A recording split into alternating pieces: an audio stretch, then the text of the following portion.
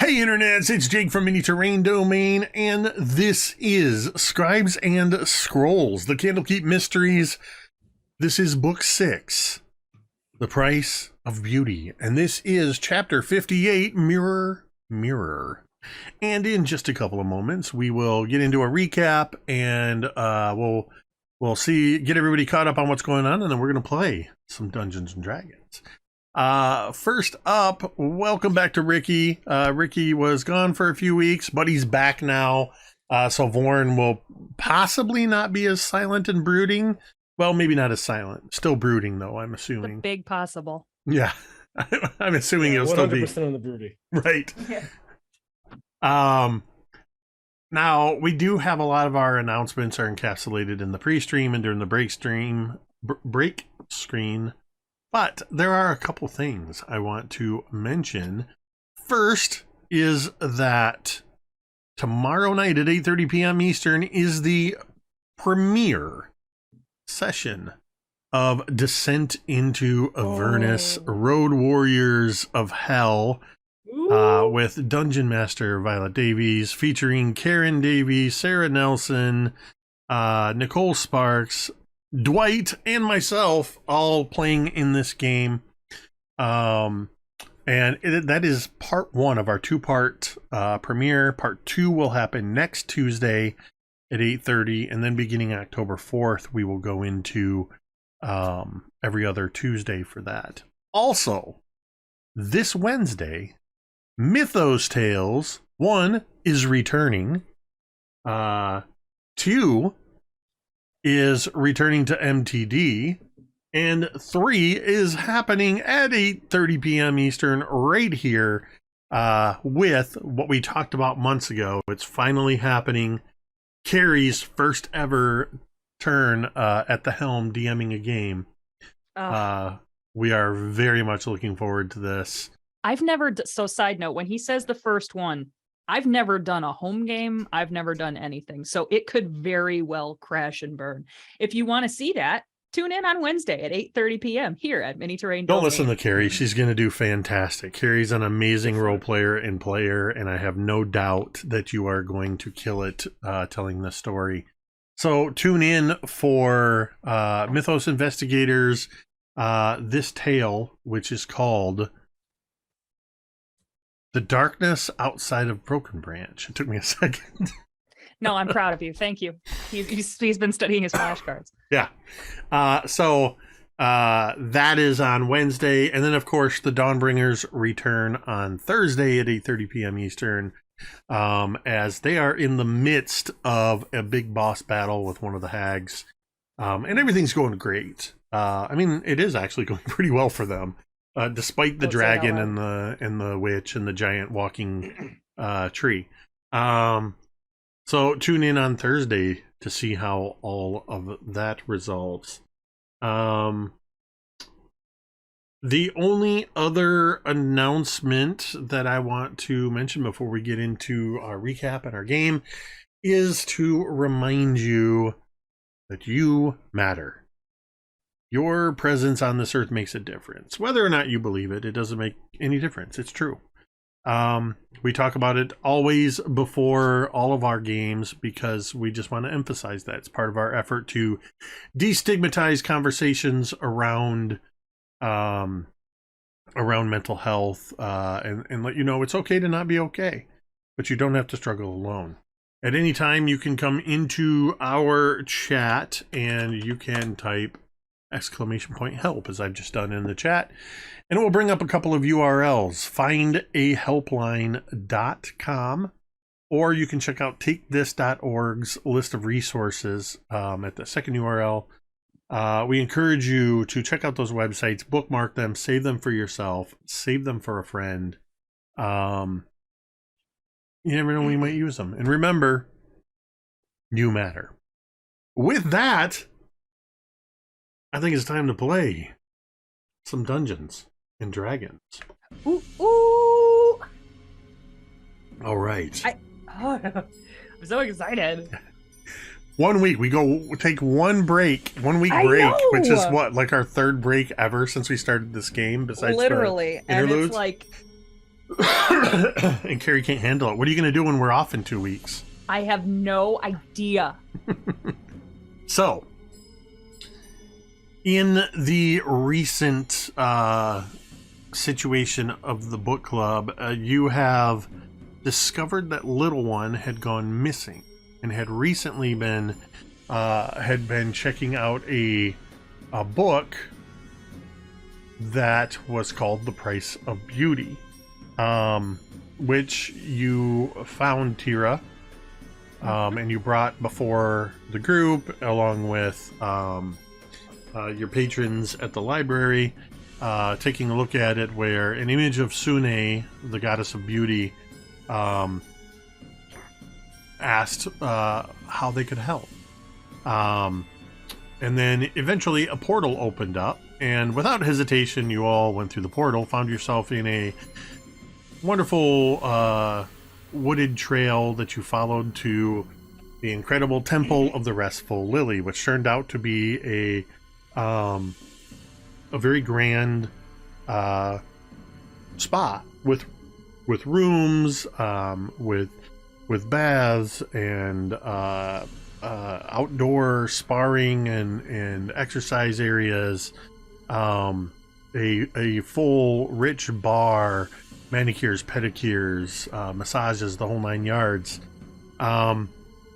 You eventually discovered that one of the people you had interacted with, a tall Goliath man by the name of Vaughn Reed, is actually Little One, who underwent a special magical procedure at the Temple of the Restful Lily, changing himself because he didn't like the way he was perceived as an ogre. You also saw the masseuse, who revealed that he was actually an undercover agent named Dusk, working for the Harpers, investigating the disappearance of his friend, whose name I just lost. The name Silvari Silversong. Nice. Also, there is a Avowed who had been escorting Little One at the library, who has also gone missing, by the name of Falthrax.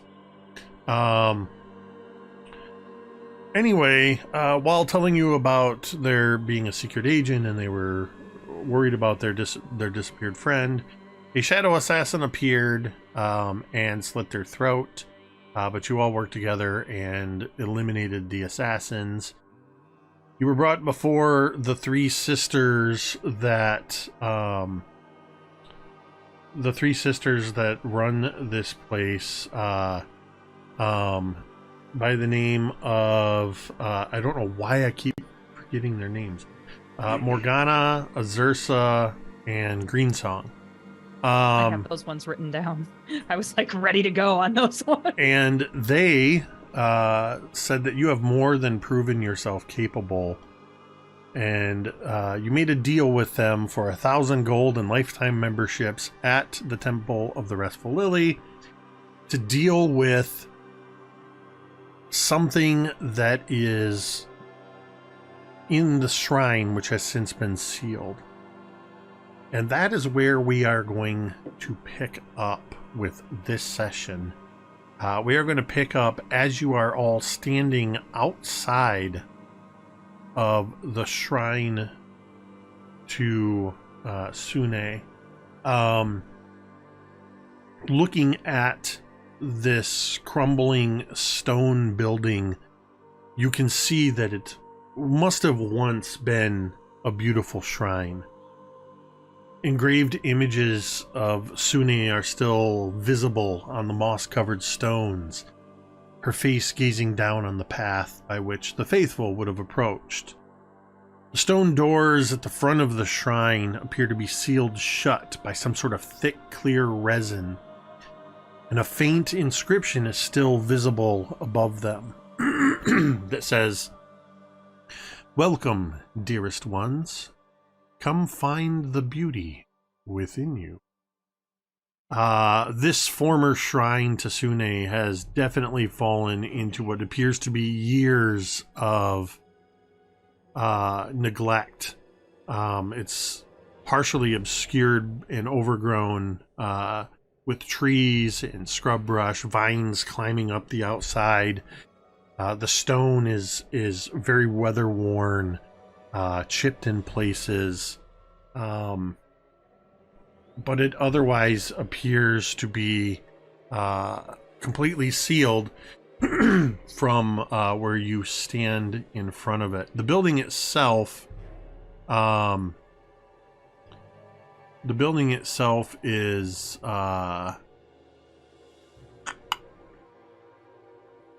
where you're standing in front of it is about 30 feet across and about 40 feet back. It has a mostly square shape to it.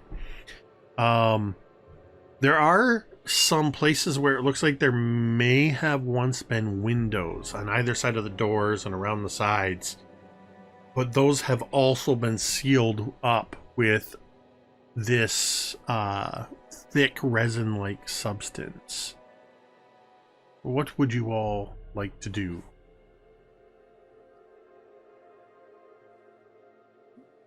Teera would kind of look at it and be like, well, I suppose if I suggested breaking in, you guys would all yell at me. Breaking through that clear, whatever that is. Vorn smirks and he goes, of course I'm not opposed. Haven't broken anything in a long time. Doc is going to look around and he's going to sort of look at Teera and he's going to say, you want to break it down? Why? Do you think there's a child's grave back there? Doc! I thought we had an agreement. We weren't going to talk about that. Well, I feel like you asked me not to talk about it. I don't recall agreeing to that term specifically. Very well. Does anybody have any other ideas of what to do? Break it is about the last thing I can do. We could have a look first. And Teera would kind of gesture, like, essentially, like, go ahead then. Yeah, and I'll just walk up and try to look around, see if I can find anything. Yeah, that might help us. So go ahead and make an investigation check. Same for anybody else that's checking the area out. Doc is going to pat Mizya on the shoulder and he's going to say, you can do it. Vorn's going to retrieve one of the last few goggles he has for searching, his searching goggles. And this as well. I got a... Oh, sorry, go on. I rolled a 17, yep. I got a nat 1. 15. In character. 13. 13? Mizya and Vorn, you both spot, as you look around and you identify that, yes, all entrances appear to have been sealed with whatever this resin substance is. You do notice that on the eastern side, so around the right side of this temple, about midway towards the back, there is a section where some of the vines look to have been cleared away. And you can see, leaning against the side, sort of tucked into some of the bushes, there is a tall wooden ladder. Huh. You see, no kicking necessary yet. I was thinking climb as well. It sounded like you were more in favor of the breaking it down, Vorn. Let's not put too fine a point on it. Thinking. Out loud. Yeah. Doc is going to walk up to the ladder. He's going to touch himself on the chest, and he's going to say, "You can do it." And then he's going to make an investigation check to determine the quality of this ladder. And just in case there's anything else to spot, Yeah. Mhm. you know how Doc do. 22, 26. So the ladder is it's a little weather worn, as you would expect from a ladder that seems to spend all of its time outside, but it's of good quality, good sturdy hardwood. I would say that with that you also notice in the area around where some of these vines and brush has been cleared, you can see the ground is a little more disturbed and looks like it may have been disturbed as recently as within the last 12 to 24 hours. Disturbed as in somebody walked over it? Disturbed Or disturbed as as in in- somebody dug into it? Disturbed as in it looks like this ladder was probably set up in this space. You can see spots where the ladder was put in, but you also see that there's some debris around this area of dried bits of kindling. And with that 26, you actually kind of look around and you see it leads just a few feet around to just behind the back corner, not really hidden in the brush, but sort of in between a couple big overgrown bushes, is a stack of kindling and firewood. So somebody was having a fire out here, clearly. There's no signs of a fire out here. It looks like firewood was taken from the pile I see. and brought to where the ladder is being set up. I see. Okay, Doc will begin climbing the ladder. Okay, so you pull the ladder out and you set it up because it's not set up, but no problem. You set the ladder up and you are able to climb up roughly 15 feet to where the edge of the roof is, and you see sort of right up along the edge there where you get up to the top, there's a little bit more of this debris of kindling. And you can see the roof of this shrine goes up at an angle to sort of a flat peaked area, roughly another 15 feet.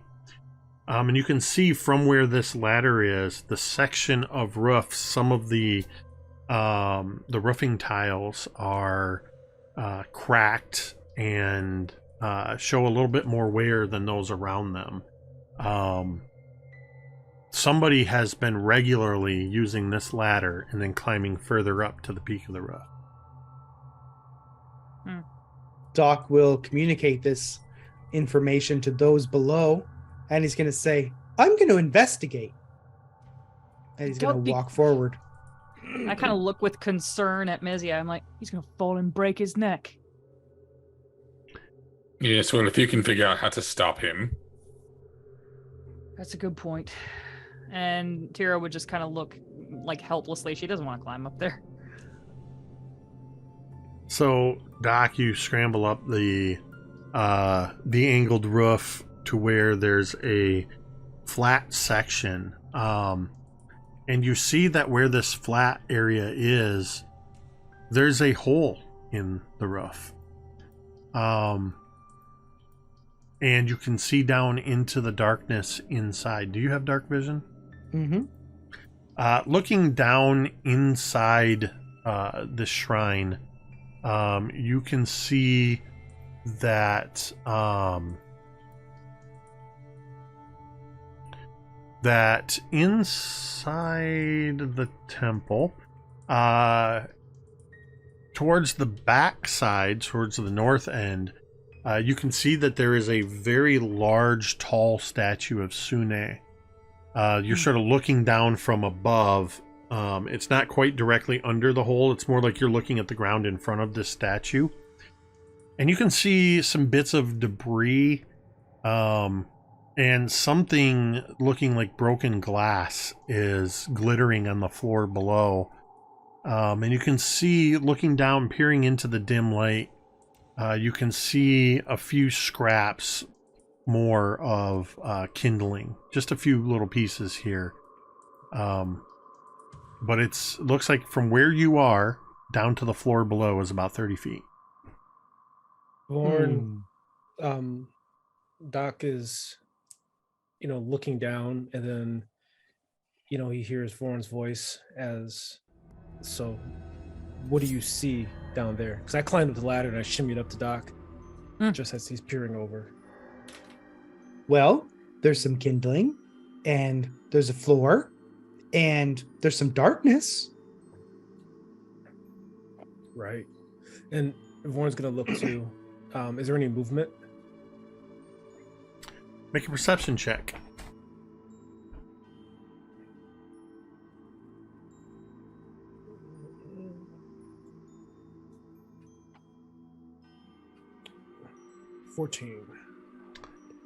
Peering down into the darkness, you catch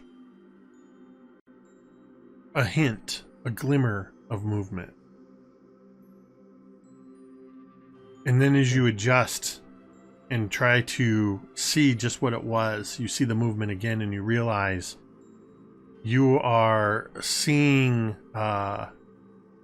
your, not necessarily reflection, but possibly reflection, but at the very least, you are interrupting the light that is shining through onto whatever broken glass is down below.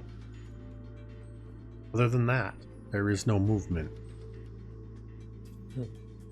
You hear anything, Doc? Nope. Oi, are you two still alive?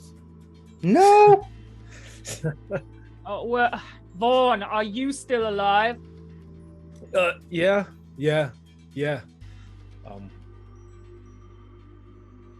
Doesn't Everything? Should we come up? Is everything all right? Suppose it depends on how you term all right. Yeah, come on up. Take a look down here. Got a fire kindling about what? Would you say, Doc, 30 feet down there? Mm-hmm. Okay. And Teera would kind of very, very, very hesitantly start climbing the ladder, and you would notice that the higher up she gets, the more nervous she gets, and the more like she's staring right straight in front of her and being like, and if anybody's close enough or has really good hearing, you say, don't look down, don't look down, don't look down, don't look down, and just kind of like one very small rung at a time.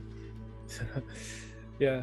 Of course, Vorn hears it, and when eventually you get to the top of the ladder, Cari, don't like. Teera, roll a D100. Oh god. 83.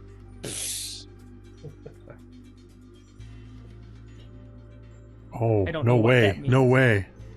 Oh So no. there was a 30% chance of a thing happening. Okay. I rolled a 68. 15 north of 68 is exactly 83. What is no? No, it's what not does it bad. mean? It's not bad.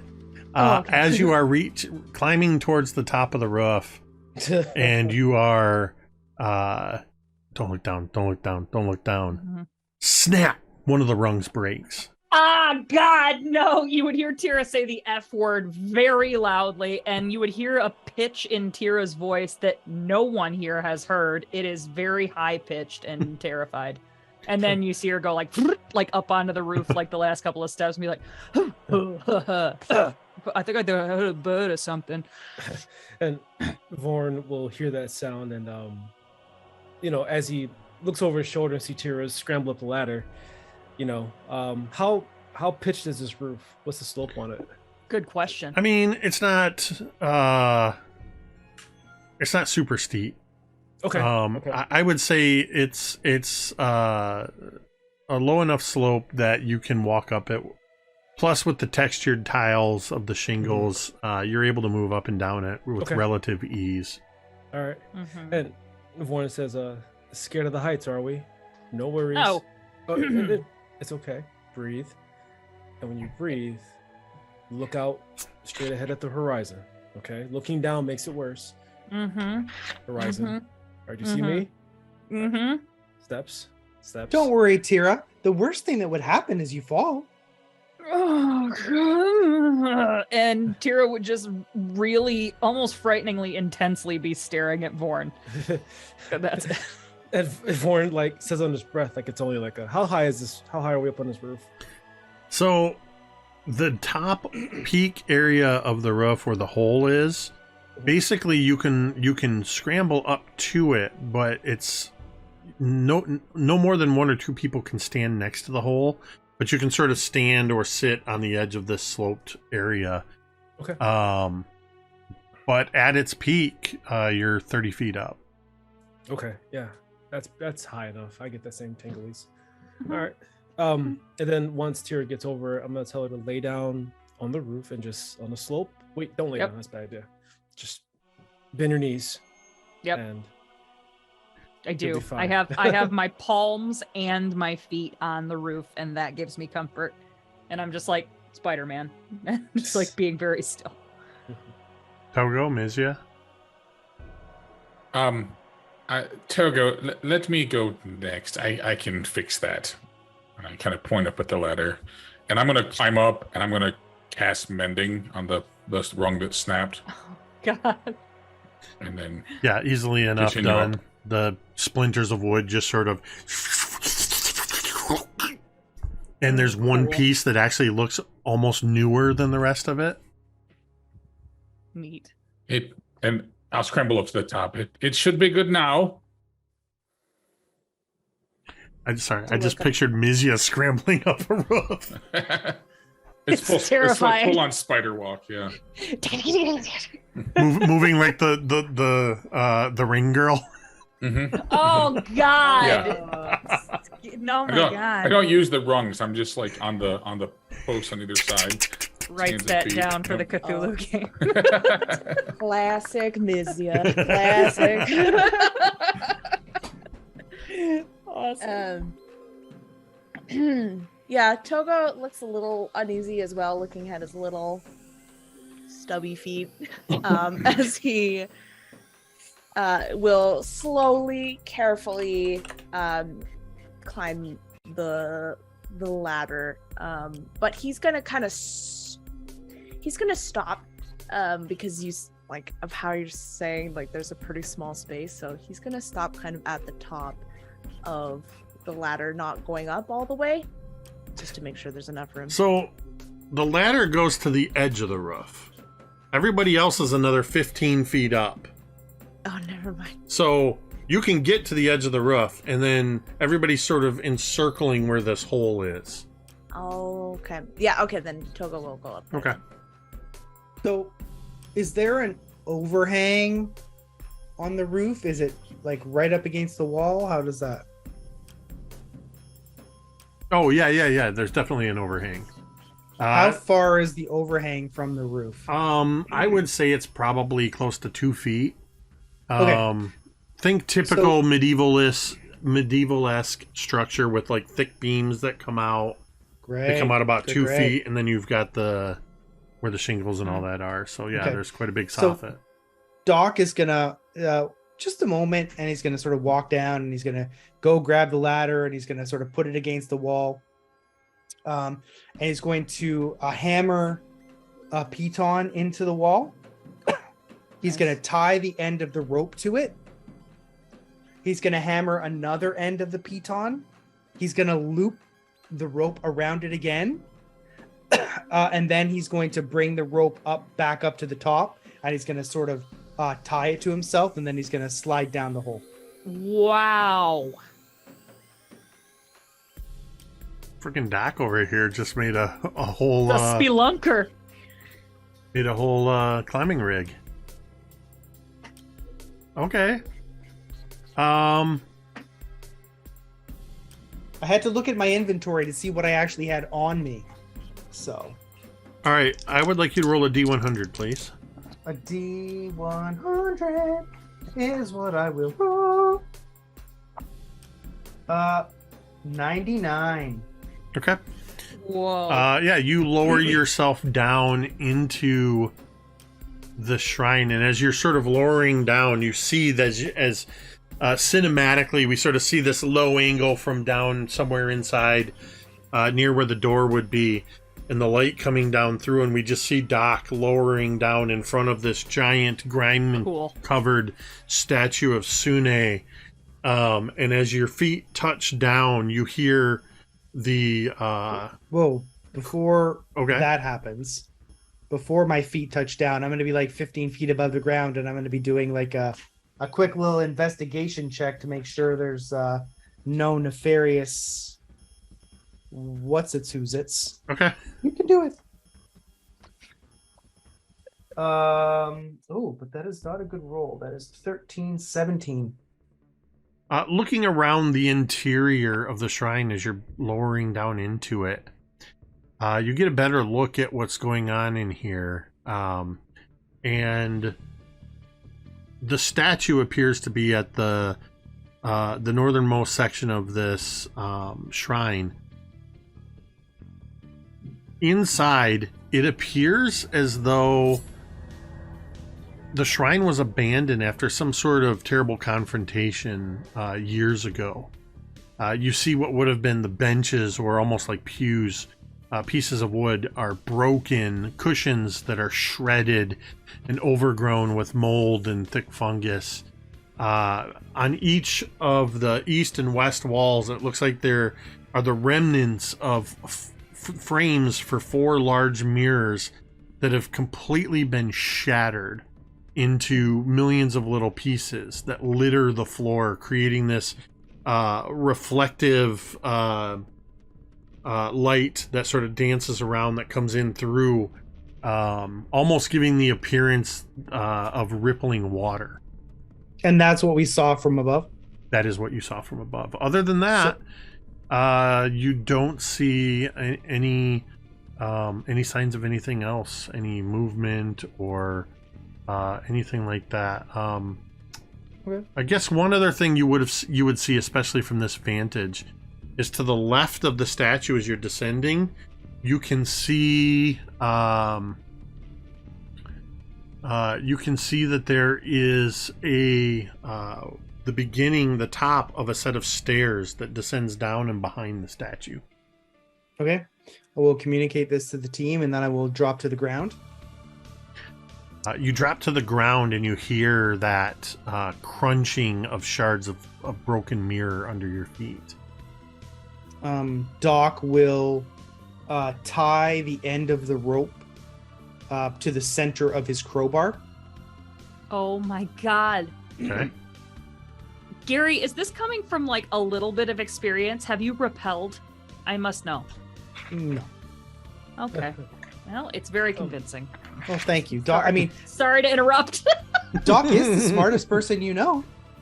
He is. He knows everything.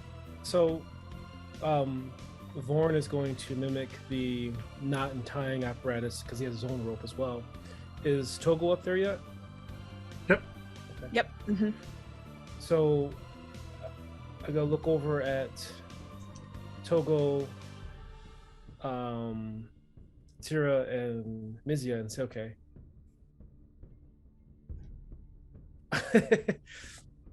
Togo, are you able to hold this rope while I rappel down, lower me down? Togo nods enthusiastically, happy to do something up here as he holds on to the rope. Okay. All right. Vorn is going to descend down in the hole. Yeah, I imagine if nothing happens. I would like you to roll a D100, please. I want to skip past that part. Okay. I don't want to roll 100. Ricky's like, if I just keep talking, he can't say it. I'm going. I automatically hit the ground with no issues whatsoever. All right, here we go. Jeez, out of 100, I'm pretty sure 12 is pretty good in Call of Cthulhu. That's a critical success. There you go. That's an extreme success right there. Well, Good. Most Call of times. Cthulhu is not tonight. But that 12 will serve you well. You're good. Oh, phew. That was All right. very mean, Jake. You're gonna make him take a break again. So That's right. Nice. Can't take it. Get after just a couple moments, you land on the ground next to Doc, and you hear also that sound of glass shards crunching underfoot. Yeah. As Vorn touches down, he's going to look up at Togo holding the rope.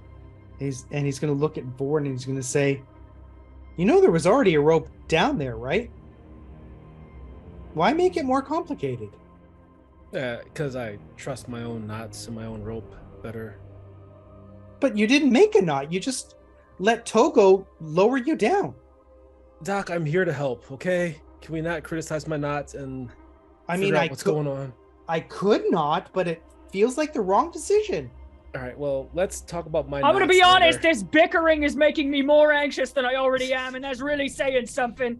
Are you good to have us come down there now or not? Yes, come down. But tie your own knots if you're going to come down here. Why? I'm just messing. take my rope. Vorn is ridiculous. Yeah. Okay. Okay. And Teera would kind of like peek over. She has her back to this like hole this whole time. She's kind of like her body's like against the. I just picture you back like this, calling over your shoulder into the hole. That's exactly what I'm doing. That is exactly, Yeah. That's exactly what I'm doing. And so I'm like, Togo, I hate to ask. Yeah, Togo is going to come over and he's like, "Here, let me help." And he's going to put his hand on you and you feel, you see that he has placed a 4-leaf clover, just tucked it into your armor as he casts enhance ability on you, and he casts Cat's Grace. Oh, You have good. advantage on dexterity, and you take no damage from falling 20. If you fall 20 feet, Just nosedive. When you will fall, if you fall 20 feet. Got it. Okay, good. But it is 30 feet, right? It's 30 feet from top. It's 30 feet down. you just gotta get that 10 feet, and then you're fine. But I'm feeling confident. So, I'm like, thank you, Togo. as you start to lower down, Oh, roll a d100. I don't want to. Vorn looks over at Doc and he says, "Besides, 2 ropes are better than 1, right?" 43. There's no. there's a moment as you're lowering down where you feel the rope for just a moment. There's something that shifts, and those of you that are still up, which would be Togo and Mizya, you see that where the rope is hanging over this sort of rough edge, just a little section of the rough edge sort of, the rope sort of shifts over it, but it causes Teera to drop 6 inches. And oh my god, I hate it. I can feel my rope burn on my hands. But you don't fall. Sorry. No, good. It's fine. Thank you. I think I'm still alive, very much alive. But if you could get me with my feet on the floor quickly at this point, that would be helpful. Thank you.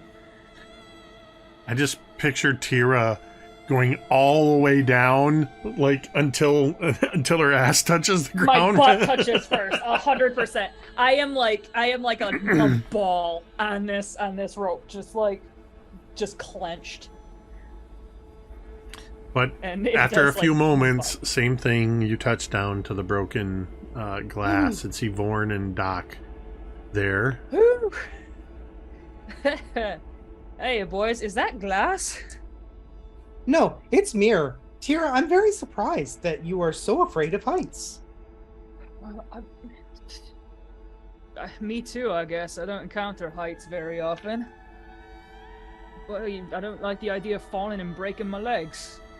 True, but that's the worst that could happen. Well, no, I guess you could die. Yeah, you could always Oh die. my, Doc, stop. Yeah. That's You know, the worst part is like as you're falling, like the drop, you know? You're like, You two are terrible influences on each other. I'm gonna go look over here, and I would go investigate the other side of the room. Crunch, crunch, crunch. Crunch, crunch, crunch, crunch. I'm just kind of mindlessly looking around. There's stairs over there.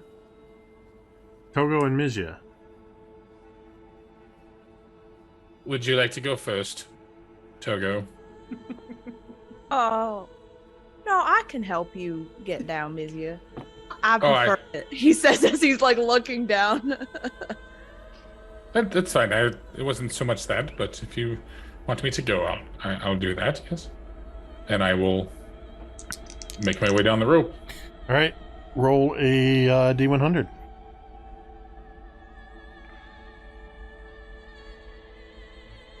Is There's an 11. You descend down the rope and into the room without incident. It somehow looks exactly the same going down the rope as it did up the ladder. It's just... I just Mizya goes down Aussie style, face first. yeah. Mizya's full of surprises. So there are 2 ropes.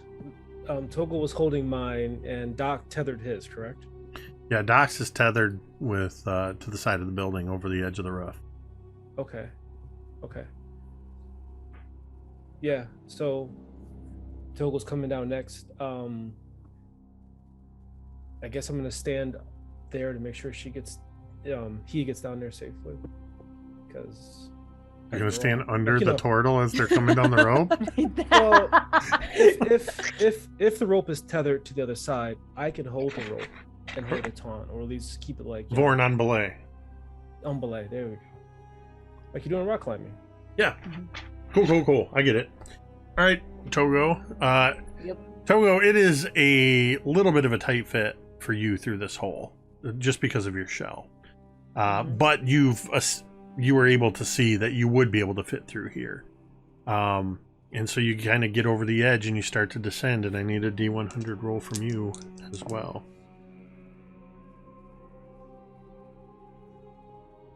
43.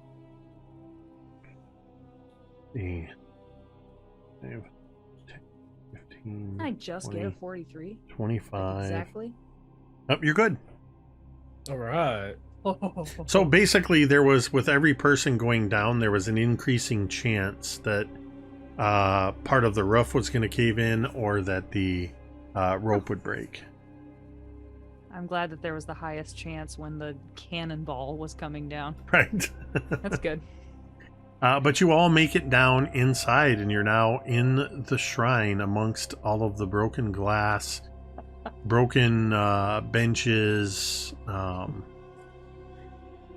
and you can see, all the windows and doors are sealed. You see the grime-encrusted statue of Sune standing, looking down over you, with an expression that might once have suggested smiling laughter, but the streaks of dirt coming down the face now almost make it look like the statue is weeping. What would you like to do?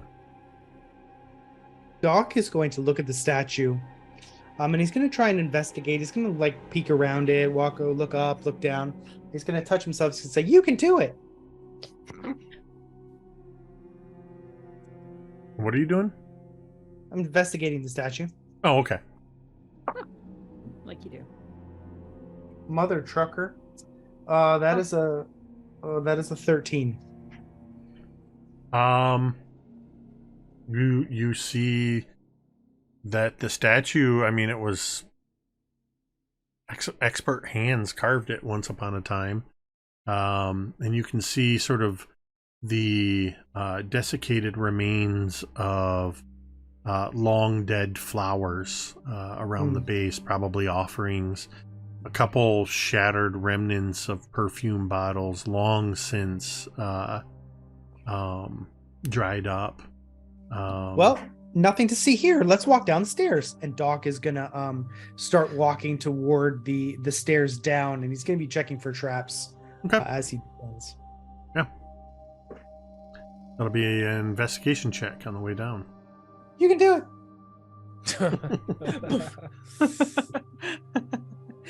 Change dice. I'm gonna change dice. Buff. Well, that was different. I rolled a 1 and I rolled a 20. So 32 to check for traps. Okay. That's what you call a spectrum. So what you see to the left side of the statue where the stairs are is it's sort of like a cutout in the floor that the stairs start going down. And about the time you get to where you'd be under the edge of the the floor, the stairs turn around to the right, and you notice, Doc, right where that overhang is, with that 32, you see that there is, it almost looks to be, well, it's hard to tell exactly what it's made of, but a very thin, grimy wire or thread that runs from the top all the way down to the bottom, where it then comes across like a tripwire. And you can see that it's holding in place a crudely made hinge with the remnants of a piece of one of the benches that somebody has jammed a bunch of pieces of glass mirror into it. Ooh, That if you step on it, it would swing down and slam right into their face or chest. Oh my god. All right. Well, Doc is going to try and disarm the trap. Sure. Oh god. That's going to be a dexterity check. I can use my thieves tool skill, right? You could use your thieves tools and add your proficiency bonus then to that. You can do it. I'm gonna roll with advantage. I'm gonna use a Cari. You know, it's funny that you. Okay, no, it's fine. I'm not gonna say anything. I'm not gonna dignify 26. It is a very crude and simple mechanism. And once you figure it out, you're able to disconnect the wire and sort of let the board come down gently. And once it comes down, you can see that it can either be reset or that you can completely pull it out of this little hinge mechanism and set it aside. I'll do that. Okay. I would kind of be making my way. I would be at like the top of this. These stairs go down or Yes. Down. Down. up? Down. I would so I'd be kind of coming up to the top of the steps then and looking down at Doc and be like, Doc, is everything all right? I disabled the trap. Did you? And as Teera goes down behind him, she sees this trap and is like, ooh, yeah, that would have been nasty. Good job. I'm amazing. You certainly are. And like, well, I'll be I'll be right behind you. And I like punch him in the arm. Well, Doc will begin to walk down, and he will investigate anything that looks like it might be a trap. All right. Make an investigation check. You can Turn the corner and head down the next set of stairs. Teera would call up and be like, everyone, Doc is disarming all of the traps. You should really come see. It is something. He's amazing. 24. I Wait, saw- was that investigation you said? Yes. That is actually a 26. Okay. I tell Mizya and Togo that I will head up the rear, watch our back if we all want to go down. Nice. You find a similar trap when you go around the corner, except this one looks like it was designed to come down after you had passed it, slam you in the back, and knock you down the stairs. I see. But it's a similar construction, and you are able to disassemble that one as well.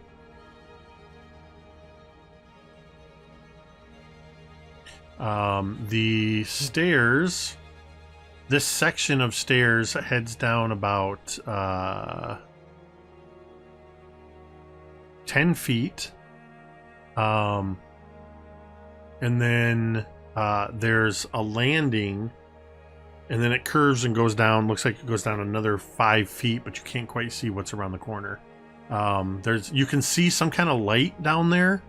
It has some kind of a glow to it. There's a little bit of this whitish blue glow and a little bit of shimmeriness to it, but from here you can't tell what it is.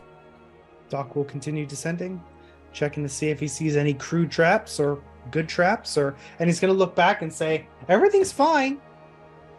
Can I also be scanning for traps? Kind of. Sure. I can't see around Doc's bulk form, but So I would say that would give Doc advantage on his Okay. check since he's leading. I'm helping. So you can go ahead and make one final check for this last section of stairs at You can do advantage. it. I'll be trapping. Oh, thank goodness for advantage. I rolled a 1 and a 19, so that's a 30 in my last. You're welcome, Gary. You don't Way need to go, thank me. Teera. Okay. So, as you come around this section, you see that with this 30, you see the mechanism is slightly different.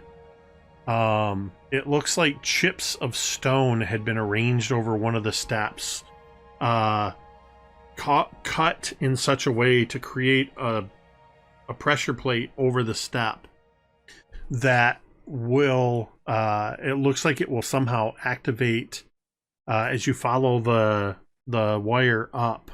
You can see that it looks like a very large section of mirror is suspended above, wedged in with stones, and this, if this is triggered, it will cause the stones to move out of the way, allowing that big shard of glass to descend like a guillotine.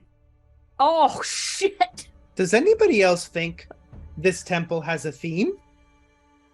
Yeah, death and beauty at the same time. Lots I of don't think it mirrors. wants us to be in here. It reminds Yeah. me of a traveling troupe I went across long ago. Lots of mirrors, weird mirrors, strange mirrors. The fact that all these are broken. Well, Mhm. the ones upstairs at least should say something, right? Mirror, Yeah. mirror on the ceiling. Losing my head is not particularly appealing. Doc, that was good. And Tira's patting Doc on the back, probably a little too hard. I know. You can do it. And Doc is going to try and disable the trap. Okay. Tira stands back a little bit. And he's going to use a tome. Attaboy, Gare Bear. Care Bear. Oh boy. 20. There you go. That was exactly the DC you needed to disarm this trap. My It's- goodness. This one, while it's crude in its assembly, you realize that this is a heavy section of mirror, and the two options are to either remove the piece that would trigger it and carefully lower the mirror down, or there's a way you can remove the tripwire and still leave the mirror locked in above. Which would you take? Leave it? I'll probably take the mirror down. Okay. Smart. So yeah, you are able to do so. It's a little tricky and probably I would actually say this aspect of it probably would have been a higher DC for somebody not as tall as you. But you are able to carefully lower this. And what are you going to do with it? You now have a big chunk of mirror that is jagged and Well, I'll take it into the big open space. Maybe it'll be useful. I was Okay. thinking the same thing, Doc. Good call. alrighty. So you head down the stairs, and Teera is right behind you. Vorn is right there. Is it Togo and Mizya right behind as well? Oh, I'm behind Togo and Mizya. Okay, I'm in the you're rear. bringing up He- the he rear. did say he's- yep. So you all descend down into a large underground chamber. This chamber looks to be about 30 feet across and another 30 feet deep. Most of this chamber is taken up by a large pool of water. You can see just off to your right along the edge of the water, there is the smoldering remains of a campfire. You can also see that in the corner to the far right, torn cushions, rugs, tapestries, and clothing, all of which look like it may have at one time been part of the decor of the temple above, the shrine above. They've all been piled into the corner in such a way that looks like a nest or a makeshift bed. And you can see on flanking either side of the pool up against the wall, 2 on one side and 1.5 on the other, you see statues standing with their fists in front of them like this, staring straight ahead, though they hold no weapons in their hands. And on the left-hand side, one of the statues, you can only see it from about the waist down, and you see the crumbled remains of this statue lying on the ground, and a piece of it looks like it could be at the bottom of this pool of water. The glow, this soft white bluish glow, is emanating from something that is in the bottom of the pool of water. It creates this glow, and it's refracted all around the room as the water's surface seems to just be gently rippling from some unseen disturbance. Up along the wall behind this pool, there's a section, almost like a balcony, of carved out rock, and it's darkness and shadow beyond that. What would you like to do? Doc is going to look at the statues and he's going to say, "This is a Mizya thing," and he's going to gesture to them. Amazing. I kind of like step to the other side and like look back at Mizya. What? What? It seems like something a smart person should do. It seems like what are they all doing? What do they mean? I don't know. Oh, do you want me to go look? Yes. Well, why don't you say so?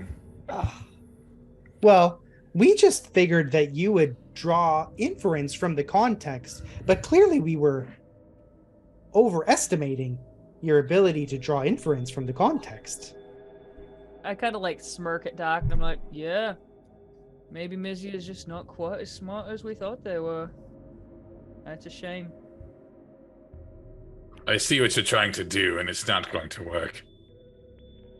But I will go take a look. Doc is going to whisper like Doc does, and he's going to lean back to Teera, and he's going to say, "It'll work." And as Mizya goes zoop between us, I'm like, I agree. It's more of a angry stroll. And I kind of like throw this really weak shoulder into Teera as I walk by. You barely feel it. But I will walk up and take a look. Do I recognize anything in these statues at all? Which direction are you going? Left, where the broken one is, or to the right, where the 2 intact ones are? I'll look at the intact ones first. Okay. Question. So you go to the right side, where the 2 intact statues are. The first one that you see appears to be a human man. Seems to be wearing carved in a way that looks like he's wearing leather armors. Has a sword belt, though no sword within the belt. And the hands are clasped into fists, one on top of the other, in front of its chest, though it holds no weapon. And he's just staring straight ahead. He is carved to have a beard and a mustache and kind of curly hair. Next to that one, about 10 feet away, is in the exact same position, wearing robes that descend all the way to the floor, and no real sign of armor, is a statue of an elven woman. And I would say you could seeing over, just looking from here without being right up close to investigate it, you can't tell what the broken one is, but the other one appears to be a statue of a drow woman. The robes and the way they're carved have the appearance of a priestess of Lalth. The way that they are. But you're standing right now in front of the carved statue of the man, the human man. I'll look around. Do I see any kind of inscriptions or anything like that on either of these? Give me a investigation check. Lulth was here. 16 investigation. Looking carefully over this very detailed statue, you see no inscriptions of any kind. Yeah. Okay. I will walk over to the drow statue. To walk around to the other side and past the broken statue, and you see the drow priestess of Louth statue. Any, again, inscriptions or markings on this one? Nothing that's written, but up close you can see that whoever carved this statue has seen a priestess of Louth.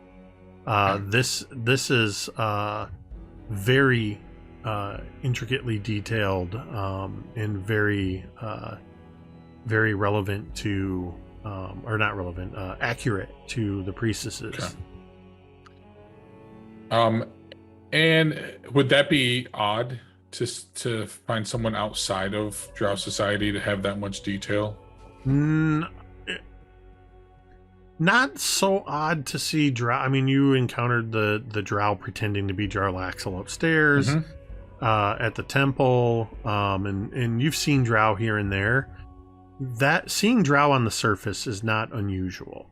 But seeing a Drow priestess of Louth on the surface is very unusual, because the priestesses are very dedicated to the matron-centric lifestyle of Menzoberranzan and other Drow cities, right? And that's what they represent. And here on the surface world, you would know that Louth is considered an evil deity and definitely not socially acceptable here on the surface. Curious. I would just kind of be making small talk with Doc, and finally, after many seconds, I would hear Mizya say something like, "What was that, Mizya?" I was not talking to you. And I'll just walk over to the broken statue. Do I see anything in the rubble? I mean, is it like crumbled dust, or is it large pieces, or what am I looking at? It looks like something broke this statue at the top portion. Being up close and looking around, go ahead and give me another investigation check. I would lean into Doc and be like, "I wasn't talking to you." I'm gonna go ahead and take some carries and re-roll that one. I rolled Listen off of here, you shits! I have not used one of those in months. It's established precedent at this point. Okay. So All right, it's give me a lower second. canon. Cannon. Let's see. So you're using 3 of them to reroll. That's a 17 on the re-roll. Okay. Go.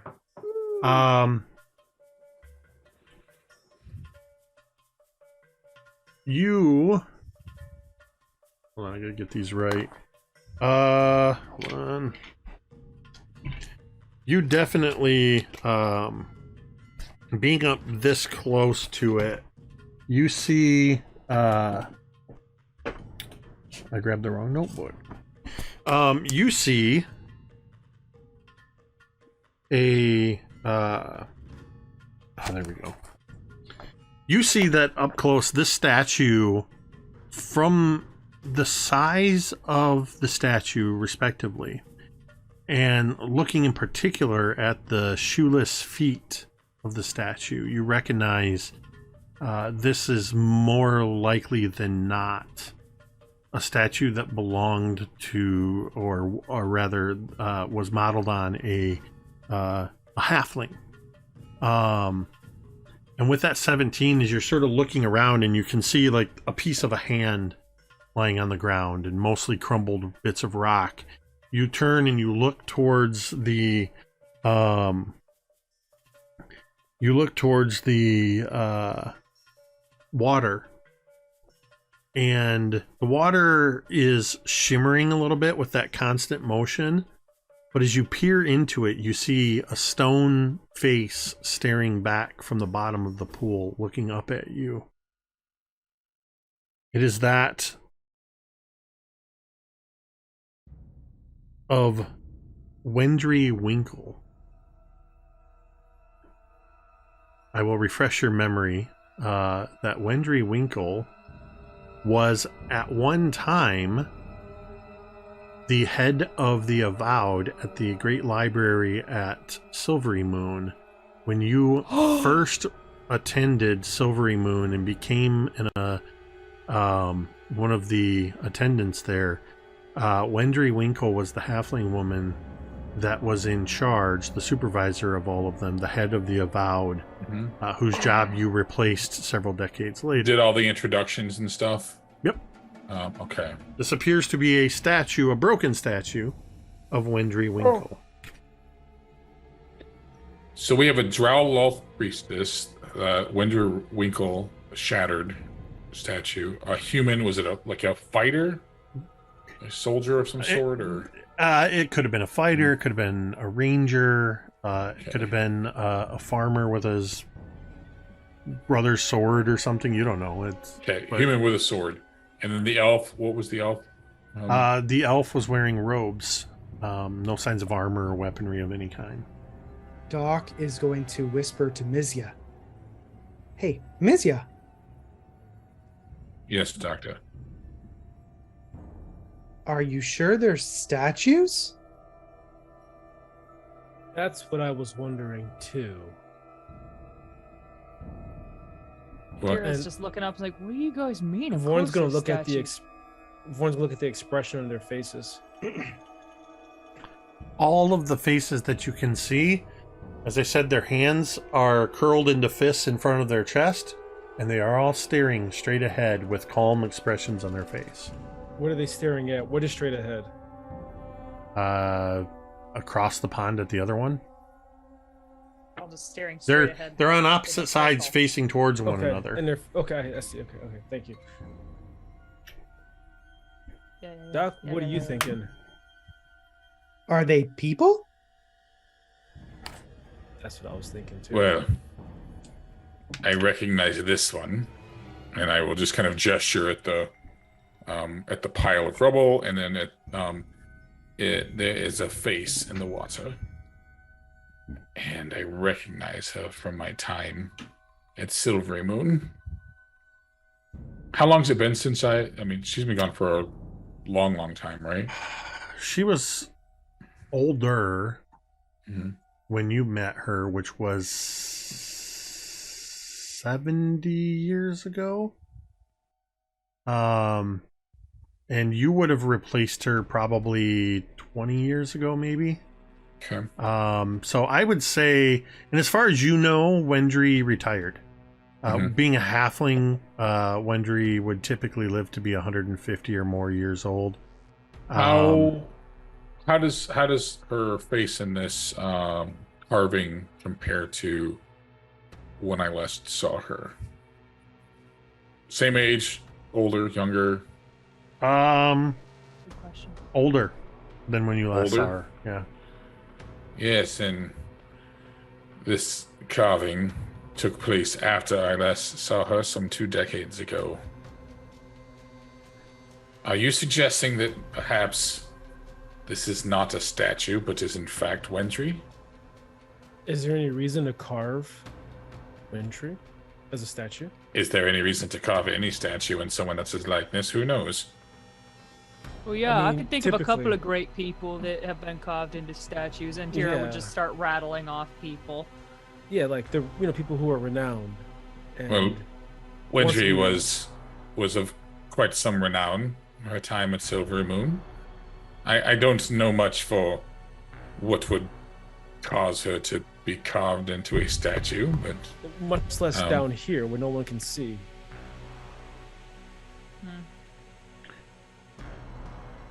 I apologize for not having this at the ready, But what is everybody's passive perception? Why do you 9. need to know that, you bitch? Passive perception is 14. 14 as well. 13. 10 for Togo, and what did Doc have? 9. Okay. Doc, are you still holding the mirror? No, as soon as everybody's investigating, I would have put it down. Put it down where? Just leaned it up against the wall. That was my intention. Which wall? Like by The the wall stairs where closest. you came in? Yeah, closest to the stairs.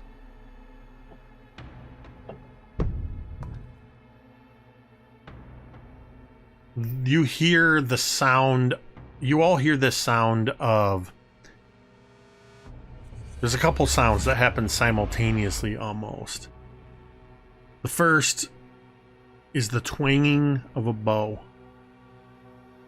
And the second is the shattering of the mirror on the far side of the room as an arrow flies out of the shadow above the pool of water. And the mirror shatters. And the arrow clatters across the ground. The pool of water begins to churn. Oh, God. And you see it almost like a wave pool, but the waves are moving towards the center. And then you see a column of water rise upward. And then you see a figure step out of the shadows. A woman wearing a long gown. She has gauntlets of tarnished brass on her wrists. Her robes have the look of something that was at one time an elegant robe, but is now very clearly worn and tattered. She wears upon her head a helmet that has a crest that comes up horizontally, and the metal comes down across her face and obscures all of her head and all of her face except for her mouth as she steps forward. And you see the beginnings of a smile as lips pull back away from the teeth impossibly far, lips cracked and rotted, revealing grotesque teeth. Think the mouth of Sauron from Lord of the Rings. I cast Mage Armor. As I pull out my sword.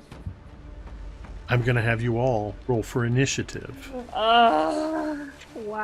When we come back from break, Congratulations. we're going to take a little bit more, a little bit longer than a 10-minute break, but that'll work out perfectly because our new show premieres tomorrow, and I still have it queued up in the deck here, so I am going to... That's weird. There it goes. It wouldn't stop my music. I am going to play the trailer for our new Descent into Avernus game that starts tomorrow, and then we are going to go from that into our break. We'll be back in about 12 minutes or so. We will see you on the other side.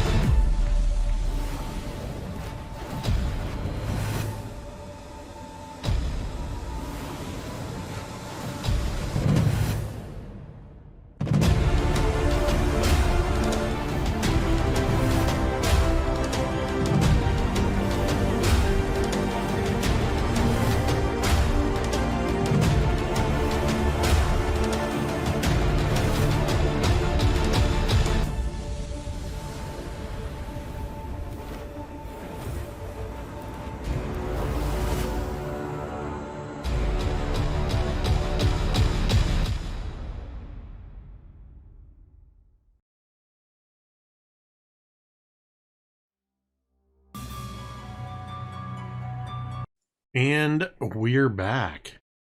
And Fight. I had you all roll initiative during the break. We have the initiative order as this pool of water has risen up and this woman has stepped forward with this mask obscuring her eyes and her ears, all but her mouth, and her head is covered. She steps forward onto the water, holding the bow in her hands, and she looks around the room at where you all are. Most of you are sort of gathered to her right, over by where these statues are. At least a couple of you are, I guess. I know Mizya was over there, and or you're at the back of the room. And she looks around at all of you, and she reaches up and grabs the edge of this helm and pulls it back, and her hair cascades back off of her head as she hands the helmet off to the side, and a portion of the water reaches up and grabs the helmet and just sort of holds onto it. And as her hair cascades down around her head, it continues to move and writhe as you hear and see the snakes that curl down from her head as piercing blue eyes look around the room at all of you. And she is going to...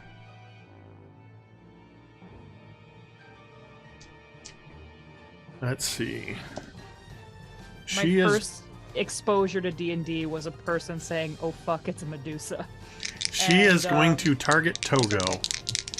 Oh no. No! With the bow. I will roll in D&D Beyond. So her first shot ricochets past you, Togo, as the arrow just chips of stone. And she just cocks her head to one side and takes another shot. I'm going to assume a 13 doesn't hit you. No. Wow. And Togo, it is now your turn. And before you do anything, I need you to make a Constitution saving throw. Oh.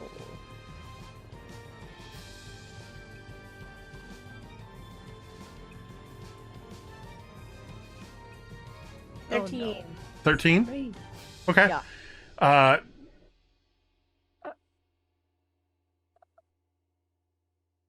Togo, you feel your feet root to the ground.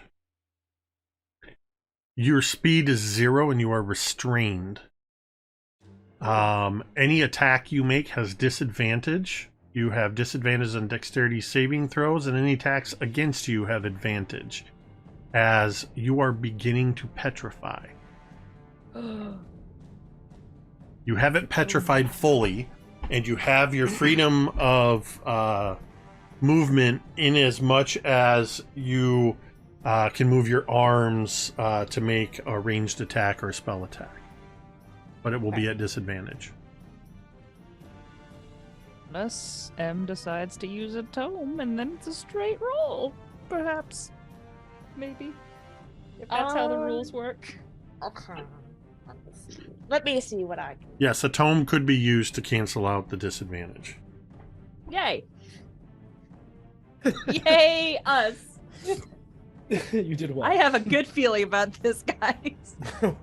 Okay, that changes so many things. So 1 second. No, total left turn. While M's checking that out, be sure to check out on spring.com at MTD. We have t-shirts like this one and all kinds of good stuff coming up. I didn't even pay her to say that. How far away is this lady? So she is about 15 feet in the air on top of a pillar of water. And she is also The pool is 10 feet across, so I'd say she's 20 feet away from you. 15 feet in the air. Okay. All right. He's gonna throw a javelin at. All right. That'll be at disadvantage. Mm-hmm.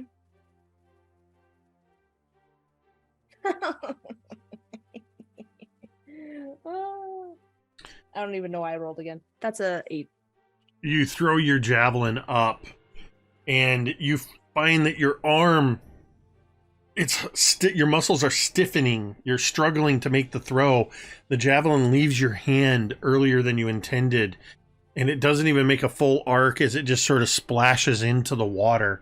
And you see it begin to tumble and roil as it's held in whatever this water is that's holding her aloft. Mm. Do you have any other attacks? Is anyone? I'm just curious. Does anyone have a non-magical weapon that is close to Togo?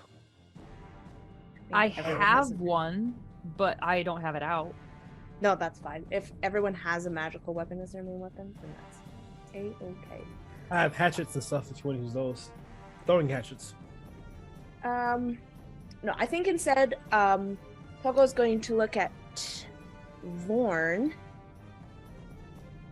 and toss a coin of Timora at him. Yay, coin of Timora. What does that do? Is going to cast Shield of Faith on you, which gives you a +2 to your AC. Nice. Thank you. Awesome. All right. That's Togo's turn. Mizya.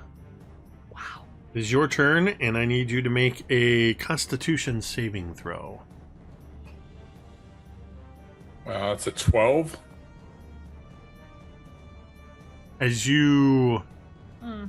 see this Medusa standing atop the water, you find your own feet becoming rooted to the spot right next to Wendry Winkle, the remnants of her statue. You are also reduced to 0. You are restrained, and your attacks have disadvantage. Okay. I am going to, let's see here. I need her to make a intelligence saving throw. Hey, Mizya. Mizzy ain't going down that fight, y'all. 14 is the DC. Intelligence saving throw. Okay.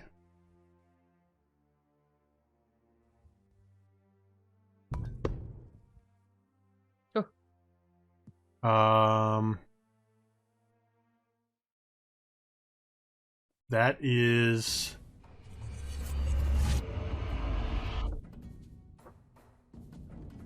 I am going to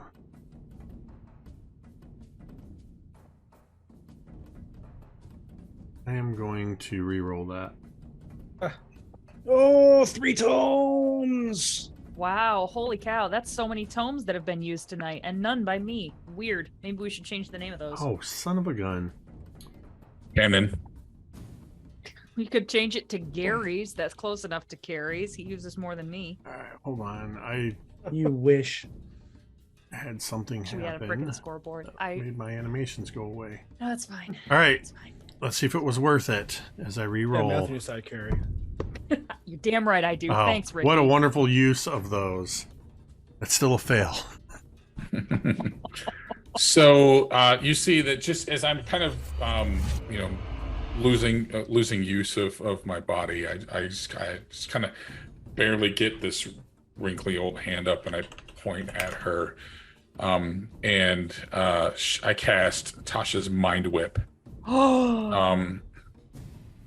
Takes, let's see, we're gonna do 3d6 3d6 psychic damage. That's gonna be 5 points of psychic damage, and you can't take a reaction until the end of your next turn. On your next turn, you have to choose whether you get a move, an action, or a bonus action. You only get one of those 3. That was how much in psychic? 5? 5 psychic damage. All right. I've never been more proud of Mizya, and also Dwight. So you lash out with this psychic mind whip.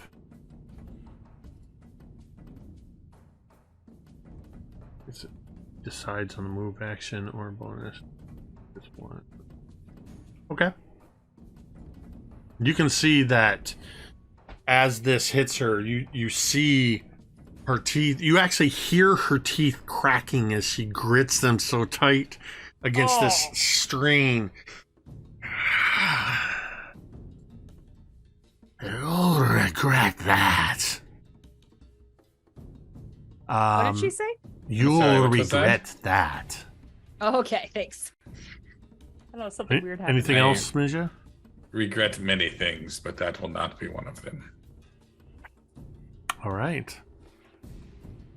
And that's my turn. Vorn, it is your turn. I need you to make a Constitution saving throw. All day. Let's go. That's going to be a 9 on Constitution saving. Can I reroll that? That'll be 3 tomes to re-roll it. Yeah, let's go. Whoops, I hit the wrong... Oh, it was already in there, so they did work. Thought my animations disappeared for my... Beautiful. Other ones. Okay. Hurrah. You You know what? I just got to give you guys a hand. I'm proud of you for using the tomes. Can't let them shit in our hand. So, you Sit in our re-roll? hand or shit in our hand? Yeah, you ready? Here we Yep. go. That's much better than a 22. Yeah.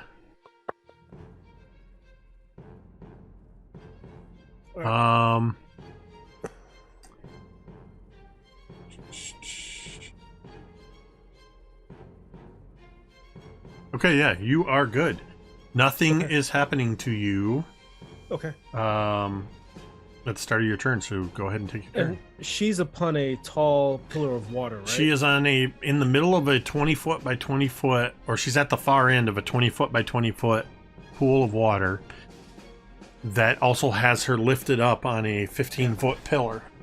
That's enough of that. We're going to force push that water down to bring her down to fighting level. Nice. Okay. And can I roll with an advantage or? One more tome. Yeah, you can spend a No. tome. You're using... What are you using? A psionic power. It's a Okay. psionic strike, but I'm just pushing either her off of that pillar or pushing that water from ether so we can fight her. Thanks in advance, Ricky, if it works out. So you're using your...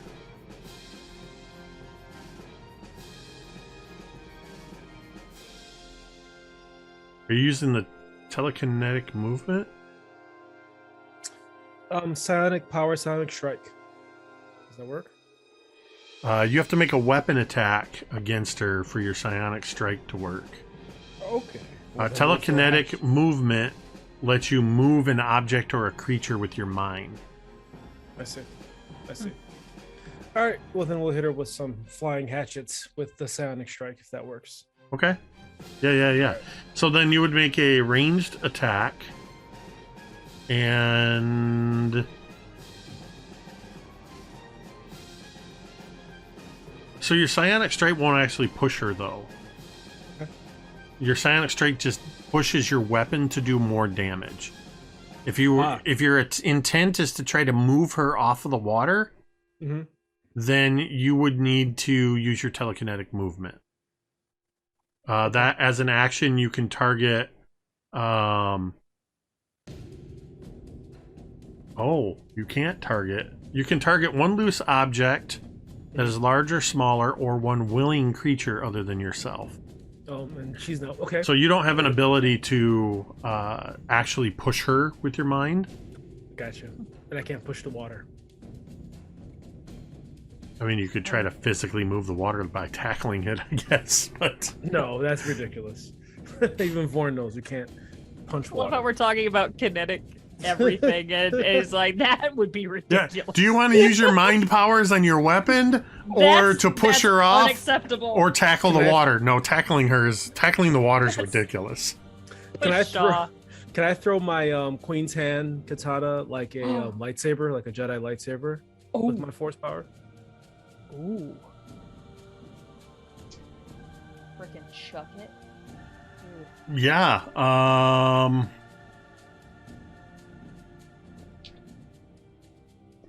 I mean, there's nothing that says you can't throw a sword. No, you can't. And it always kind Um, of comes. It's tethered to me, so I'm not worried Like about Prince losing it. Stefan at the end of Sleeping Beauty, everybody. Yeah, because So you what would you want me to basically roll? can summon it and unsummon it. Yeah. So yeah, you can absolutely do it. So instead of using your, well, no, because you would use your strength. Yeah, just roll an attack, but you're throwing it. Yes. Yes. Roll an attack, just regular attack with the sword. Then that's fine. Yep. Okay.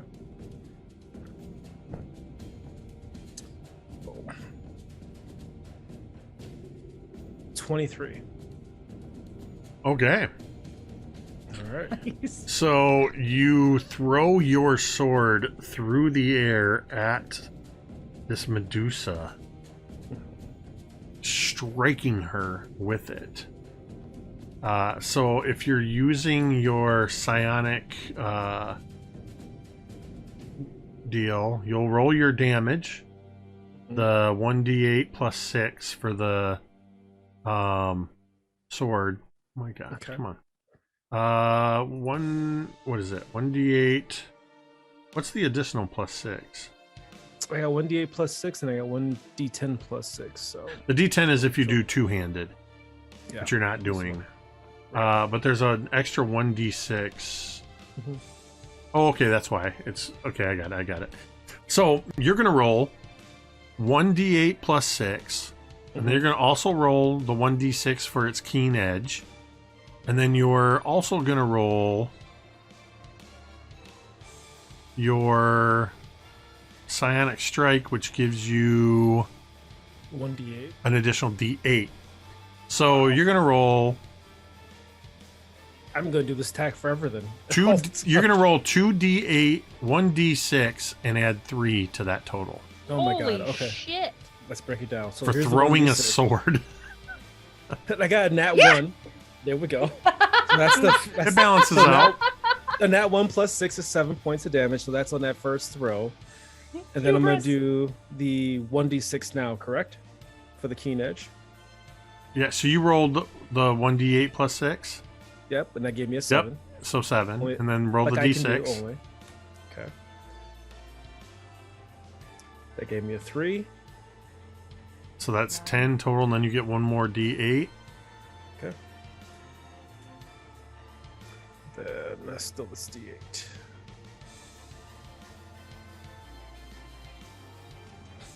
Ha! Sorry, that's a 1.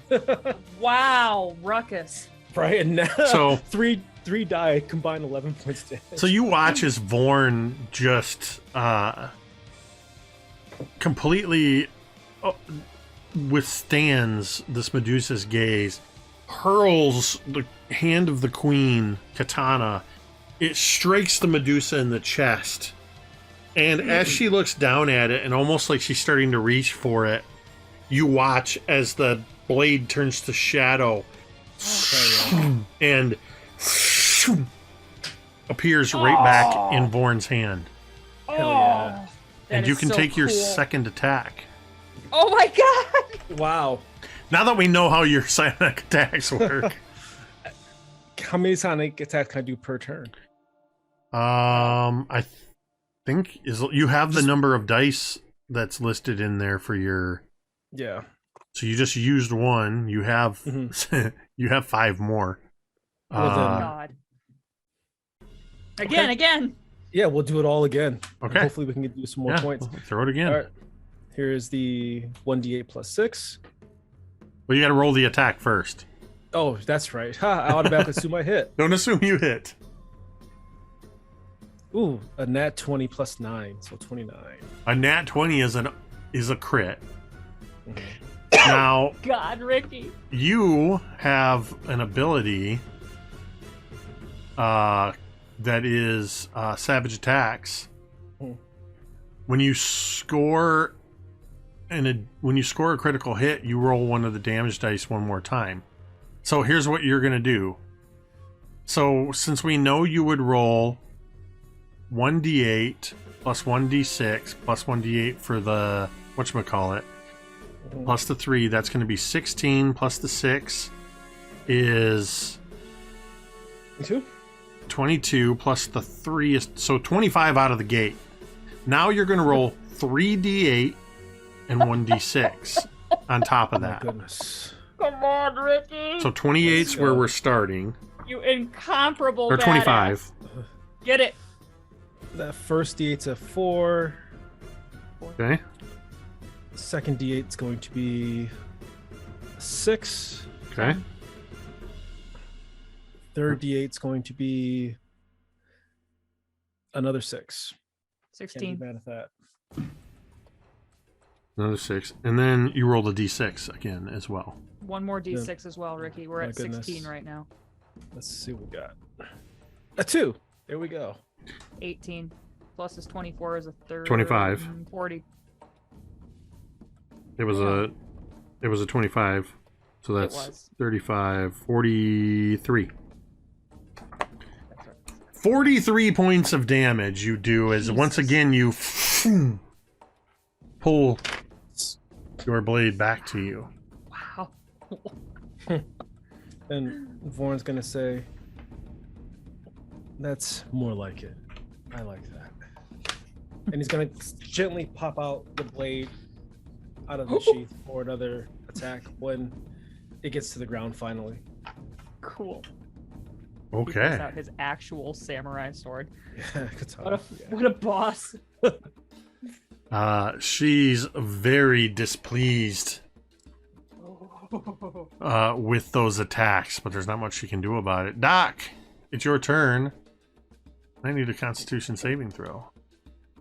For flavor, Teera sees all this and is turned on. Just for the record.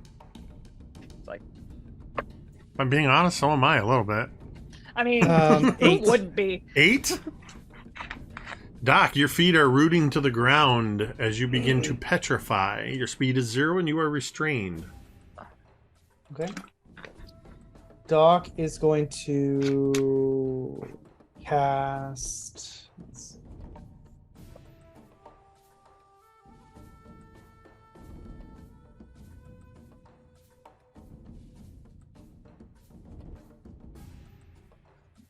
Doc is going to cast Flaming Sphere. And he's going to put it right behind the Medusa. And with a bonus action, he's going to ram it into her. Have a dexterity saving throw, please. Hold on 1 second. What the? Come on, D&D Beyond. D&D Beyond. I don't trust them digital dice. That's why I always use my physical dice. What is this spell called? Flaming Sphere? Flaming Sphere, yeah. Why is it not coming up in the list? Flaming I didn't Sphere. know. I always think There we Flaming go. Sphere would be a funny For some spell, reason- like in an old Capcom game. It'd be like Flaming Sphere, and it would like every single time. Bonus action, you can move the sphere. Okay. Alright, cool. So, dexterity saving throw from Medusa. Mm-hmm.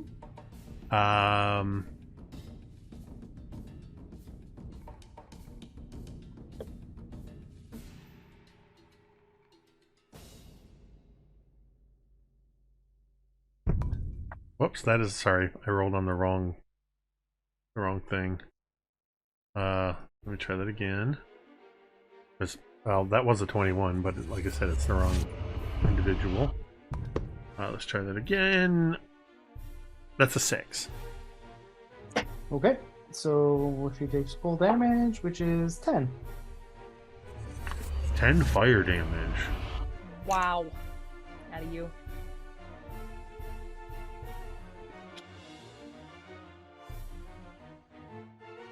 Is that your turn? Yep. All right.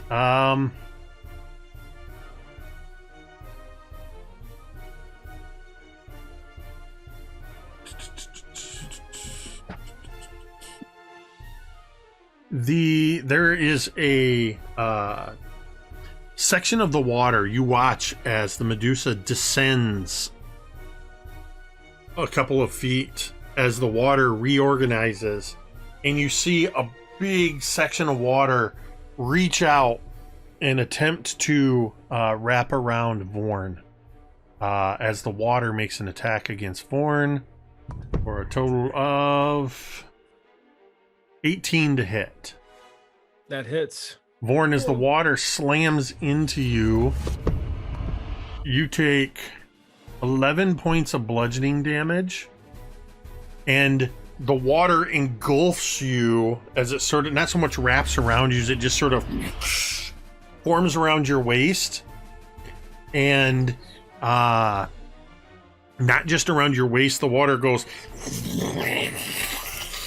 and completely engulfs your body.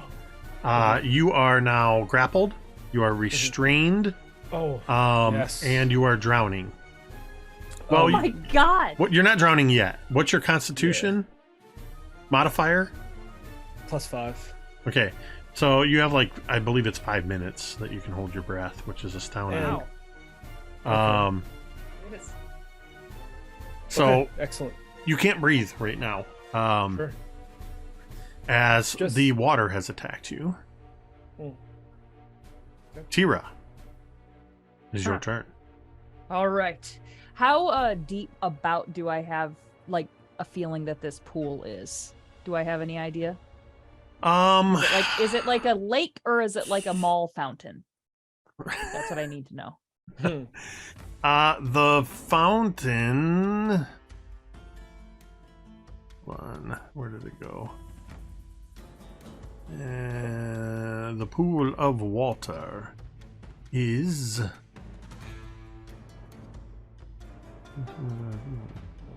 First of all, upon seeing Born drowning / being grabbed by water, whatever the hell is happening, I rage. I would say the water is 10 feet. Deep? Ugh. 10 feet deep. And is she No, right in the middle? Correction. The water is 5 feet deep. 5 feet deep? Oh, well. How wide is this pool again? 10 feet by 10 feet. 10 by 10. Sorry, And 20 is she feet by right in 20 the- feet. Shit. She's Is in she the right in the middle middle? at the back. And she's Okay. now 10 feet up on the pillar of water because it My reduced in God. height when it attacked Vorn. Okay. I guess then what I'm gonna do is pull out my longbow and shoot. I can't hit her with my long sword, which is a shame because it's magic and really cool.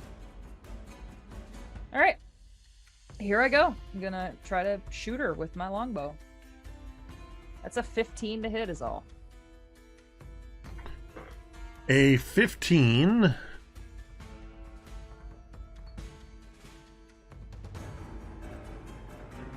A 15 will hit her.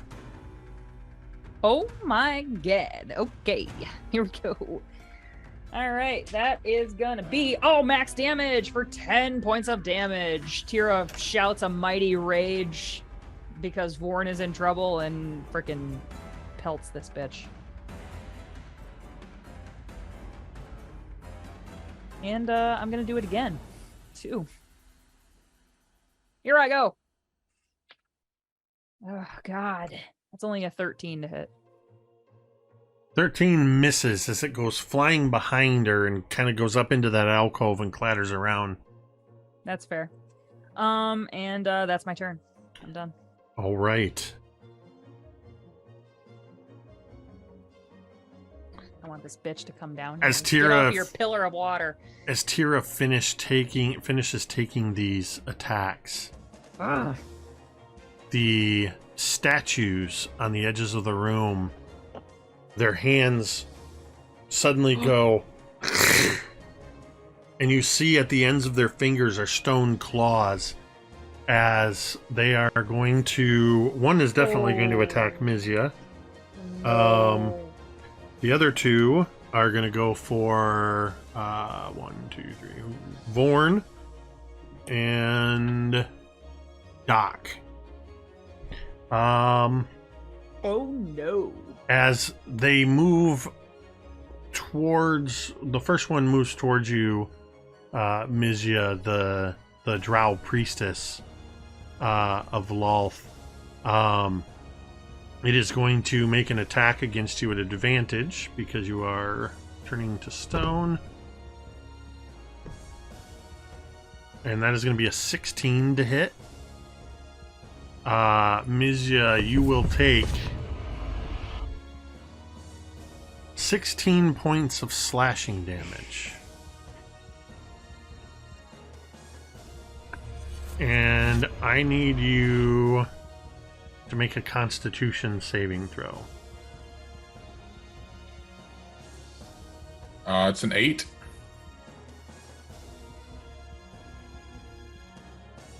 As this statue slashes at Mizya, you watch as Mizya's form turns to stone. Oh. Mizya, you are petrified. The other statue is going to move towards you, Doc. Actually, it wouldn't move. Doc, you were over by Mizya, weren't you? No, I'm still at the stairs down. I haven't moved. And Togo and Vorn, you were all sort of at that side too. So the other two statues are going to move in your direction, but you hear their heavy stone as they each move 10 feet closer to you, but they can't move any closer on their turn. In fact, I think, let me see.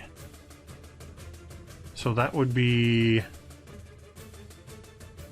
you're here. 5, 10. I actually, the one, because that was on that side, the one would be able to get closer to you, Togo. And the other one would be able to move up using a dash, so it would make 20 feet of movement. So the one is going to take an attack at you, Togo. And you are also in the process of petrifying, so that's going to be at advantage.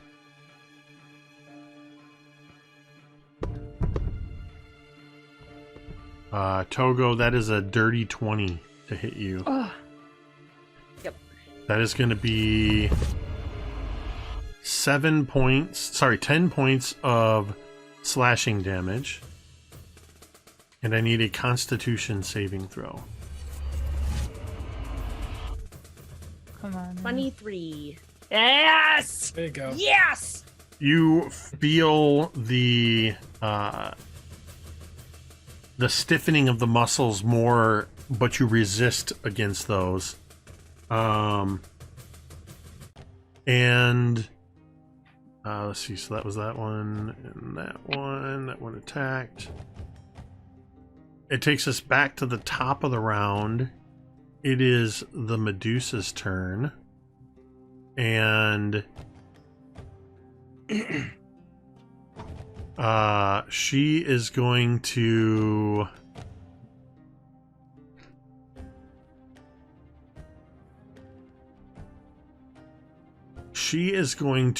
run across the surface of the water.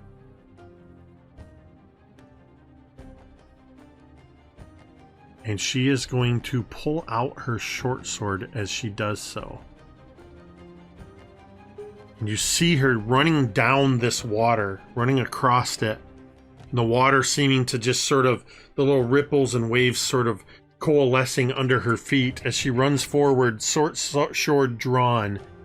And she is going to take an attack with advantage at Vorn. Yes, I was hoping so. Her first attack, Vorn, is going to miss with a 9. Nice. She's going to take a second short sword attack.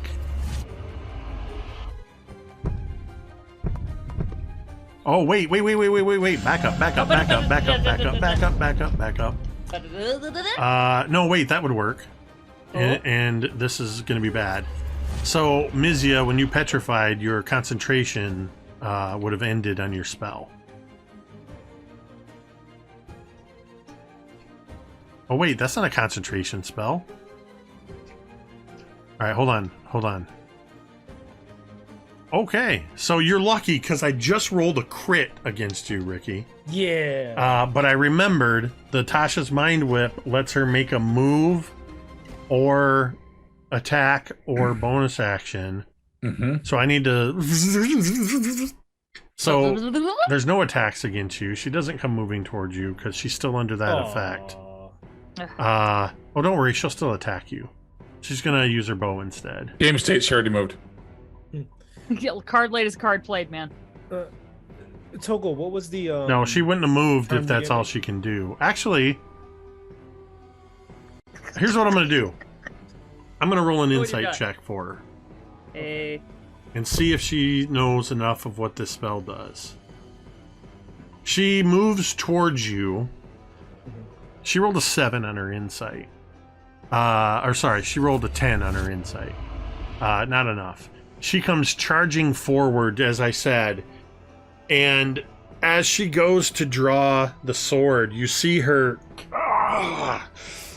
racking her brain as she is not able to make the attacks. She is now directly next to you, though. Togo.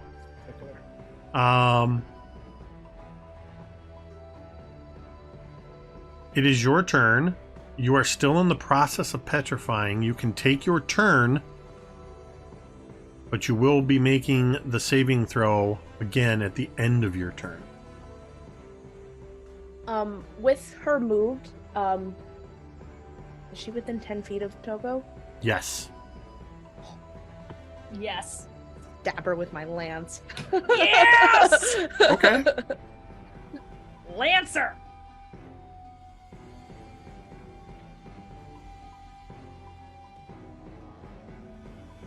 Okay, that's 12. Gotta get another attack. That's 10. Never mind. So your lance, did you roll as at disadvantage? Yeah.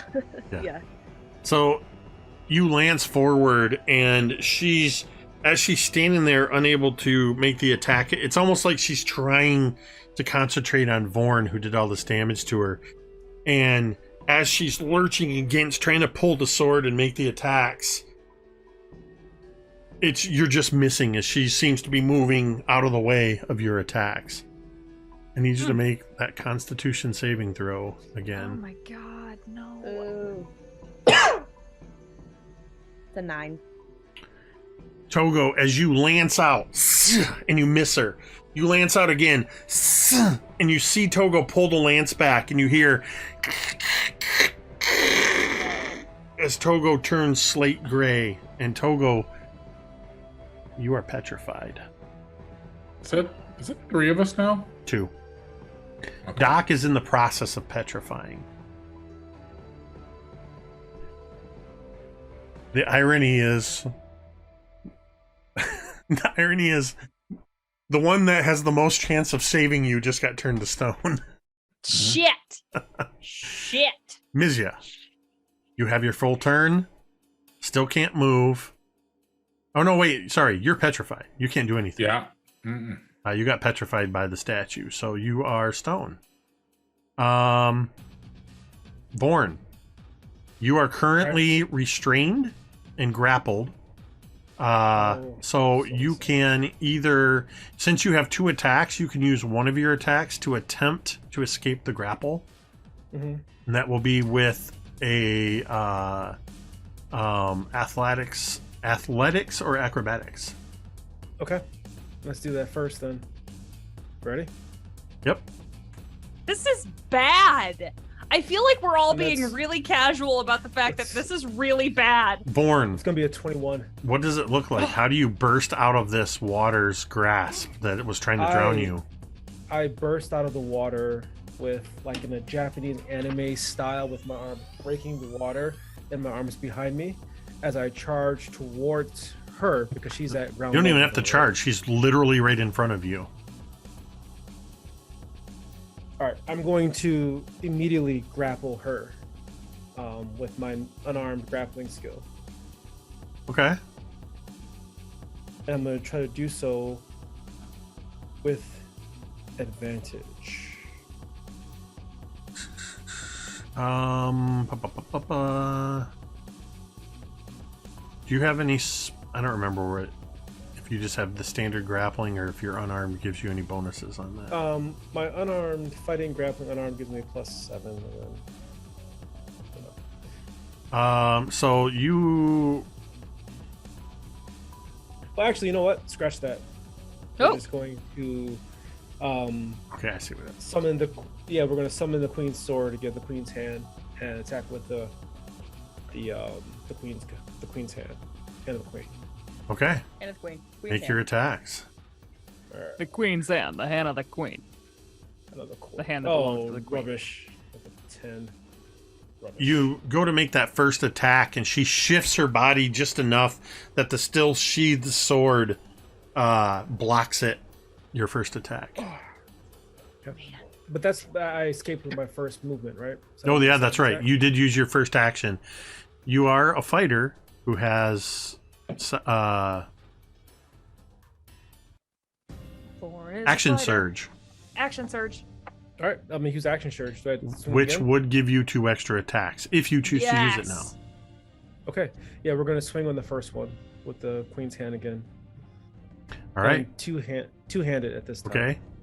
So yeah, missing that first time, you suddenly grip the handle with 2 hands. You swing down. 14 hit, miss. As you bring the blade down, some of the water comes up and deflects your blade out of the way, preventing you from landing that attack. That's just a flavor. It wasn't enough to hit her. Yeah, that's fine. That's fine. And it's a feint because we're gonna swing upward Of course. in an arc. God, should I go for the grapple? Do what your heart commands, Ruckus. We're gonna risk it. We're gonna go for the grapple, even though it's gonna give me a less. I think it's gonna be more cinematic if I can get it though. All right, we're gonna try to grapple her.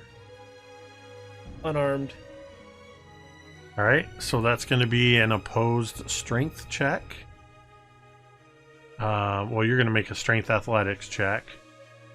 The advantage is if you can grapple her, you can do damage to her at the start of your turn. She has to resist or fight against yours. Oh, do I gotta roll my hit DC first? Or do I roll strength? athletics first? There is no hit DC for a grapple. You're Okay. going to just roll strength athletics. That's gonna be a 28. Yes! Okay. Yes! I'm rolling just for show here because I don't think she can beat that. Hell yeah. You Oh, yeah. successfully and yeah, you just wrap your arms around her. It's more than a wrapping around, if I could describe it. I'm going to Yes. one hand goes around the neck, the other one's gonna figure 4 around, and I'm gonna take my big meaty paw and cover her eyes, and I'm gonna shout out to Teera, "Get her now!" Okay. Ricky does jujitsu in real life. All right. Her eyes are covered. She is grappled. Doc, it is your turn. You have your full turn, except for movement, and you will make a save at the end of your turn. Okay. Bonus action. I'm going to ram her with the flaming spear. How far can you move? How far can you move the sphere? 30 feet. Okay, you can do that. So dexterity saving throw. I don't think her being grappled has any effect on it, but Ooh. Oh, dexterity, grappling. That is a DC, or sorry, that is a 15 on her dex save. That is a success, so she takes half damage, which is 4. Okay. 4 points of fire damage. And then there's nothing I can do with my action. Oh, wait a second. Okay, I'm going to use a tome.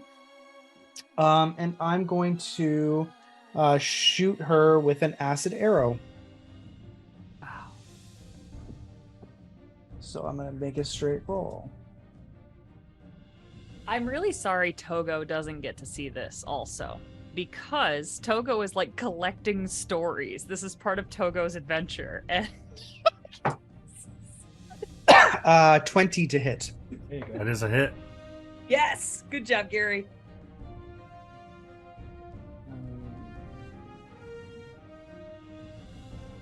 So she will take Oh, done.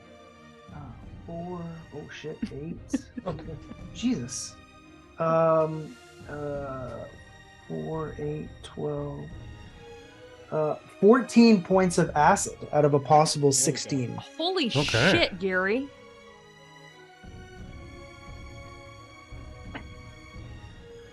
All right.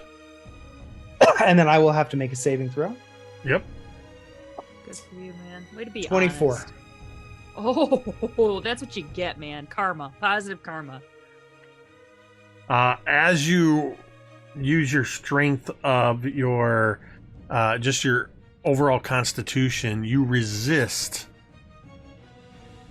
the petrifying effects, and you are no longer restrained. You have fully resisted Oh. petrification. The water is going to the water's going to make an attack at Vorn. Since Vorn has the Medusa, that's going to be a straight up attack. Oh, did I roll any damage for grappling her? Or You don't do it just- until your turn. I got you. Okay. The start of your turn, you do 1d4 No damage. problem. That is a 12 to hit Vorn. I don't think that hits you. That's The not water is splashing harmlessly around you.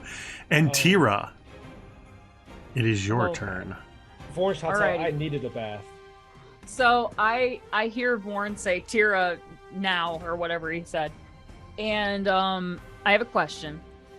So my question is, does she look bad? Does she The look Medusa? hurt? Yes. I mean, If I had she's to- been stabbed Teera's twice been in the in battle. chest. Okay. She's 70 been points of she's been wounded a few places, and you see the blood running down and mixing in with the water, clouding the water red around her. Okay. I guess I'm gonna go ahead and just attack her then. So here I go with my Teera's Frostbrand Greatsword, which is specific and branded to me. And I am gonna use a Cari for the first time tonight, boys. And I'm gonna go ahead and roll that with advantage. See, canon. Can't escape it. Said, It's fate. it's destiny, apparently. I'm accepting it. I'm embracing it. Here we go. That is a 16 to hit her. 16 does hit her. Sick. Okay. Wow. Great. That's awesome. Here I go. And I'm going to do that is, let's see. So that's 7, and then do I do, so that's 9 plus my 2 melee damage. So 9 points of damage on that one. Okay. And then I'm gonna attack once more. Are you Are you raging? still raging? Yeah. She raged a Yes, I'm couple still of times. raging. Okay, Yeah, so you I have had my 2 okay. for my melee damage. That was 9. Thank you, guys. Oh, sorry, and an extra +6 of cold damage. Yeah, because of your. I almost forgot my magic sword. That's an extra 2, so that's 11 on the first attack, Okay. kids. Okay, and then I'm gonna do one more. Here I go. It's a 12. It's really upsetting. The second attack, as you bring your greatsword in, you instead collide with some of the water that's roiling around her. Deflects your blow. The frostbrand effects of your sword do turn a small section of the water to ice that breaks away and just falls in, mixing with the water around you all. So hold on real quick, because this is my second attack since I've been raging, I can make a frenzy attack this time, right? Which is one extra attack, yes? Yeah, I believe so. I can frenzy. I think, yep, okay. I'll go ahead and do that. Here I go, I'll see if I hit. That's a 14 to hit, rather. In your rage and in your frenzy, you are attacking a little too recklessly. And did you rage this turn? I raged the last turn. Okay, yeah, actually. I okay, raged then right at the fine. beginning Yeah, of you're combat. fine for frenzy. Your frenzied attack does not score a hit with a 14. Shit! Oh my god. Yikes. It's too bad. The statue that was on Mizya is moving towards you, Teera. Good. The statue that was on Togo plus the other one is moving towards Vorn. Vorn. A 12 does not hit as the first statue comes stumbling forward and lashes towards you, but you're wrestling against the struggling Medusa and you avoid that hit. The second statue that comes towards you takes a strike at you. Does a 19 hit you? Yes, it does. Vorn. What is the extra charm that Togo gave me a few turns ago do? Gives you +2 to your AC. For how long? Oh, also, never mind. It's off because Togo's petrified. It was concentration? Okay. Yeah, Okay. yeah. Okay. All right. So it does hit. So, Vorn, you're going to take 17 points of slashing damage. Excellent. Oh, And I need a shit. constitution saving throw. Absolutely. All right, 17 points of damage. Let me resolve that real quick.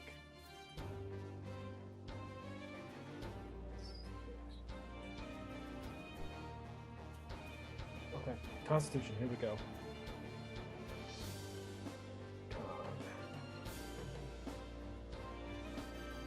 All right, let's do it. That's going to be an 8 on the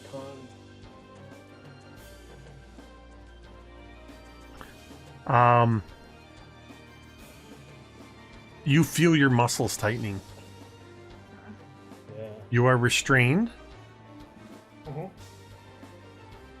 have disadvantage on your attacks, all that good stuff.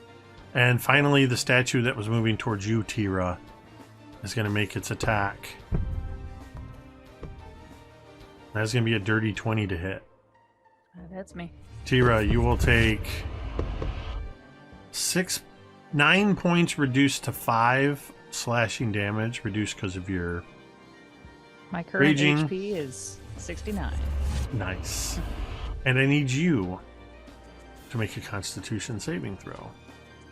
Oy vey. Okay. Okay. Do all the saving throws go away as well? You said we got a +1 on You get saving no throws? for all intents and Everything purposes. Togo is gone. Togo does not exist in this. Just pretend Togo's moment. dead. Got it. Can do. Here we I go. wasn't gonna say those words, but That's a fucking. It's a 23. I'm really glad it happened. I'm just not glad it happened now. so you 23. save, so that's good. Yeah. Vorn, Mother- you are still grappling the Medusa. Wow. I turn to petrified, like stone, It's- while her grappled. Is she stuck? You're not. No, you're not petrified yet. You are starting to petrify. Yeah. Oh my She God. is going to, no longer under the effects of the mind whip, she is going to attempt to break free of your free of your thing, your grapple. I'm with you. Attack rolls, dexterity. Okay, so you're gonna make a contested. You're gonna roll your strength, athletics, All right. and she. That's gonna be a 16 on my side. That's gonna be an 8 on her part. Let's go. So she uses one of her. She attempts to break free of you, and struggling, she can't. And then, in that moment, you see the hair on her head that's these writhing snakes just start attempting to bite you, because you are. Oh, that was almost a crit. That is a 21 to hit. Barely hits. Vorn, you are going to take 4 piercing damage as you feel the fangs biting into you. And as their venom seeps into your blood, you take a 17 points of poison damage. Jesus. Oh no. That is okay. Okay. And she's still restrained. Togo, you are a statue. Mizya, you're a statue. Some shit goes down. Yeah? Oh. So at the end of her turn, she takes 2d4 acid damage from the Oh. acid arrow. Okay. You. 5 Spicy. acid damage. Okay. And because she didn't move away from my flaming sphere, she takes Flaming 2d6 fire, Yeah, she couldn't. which is 11. Okay. I am so proud of you. So she's burning with fire and burning with acid. Vorn, it is your turn.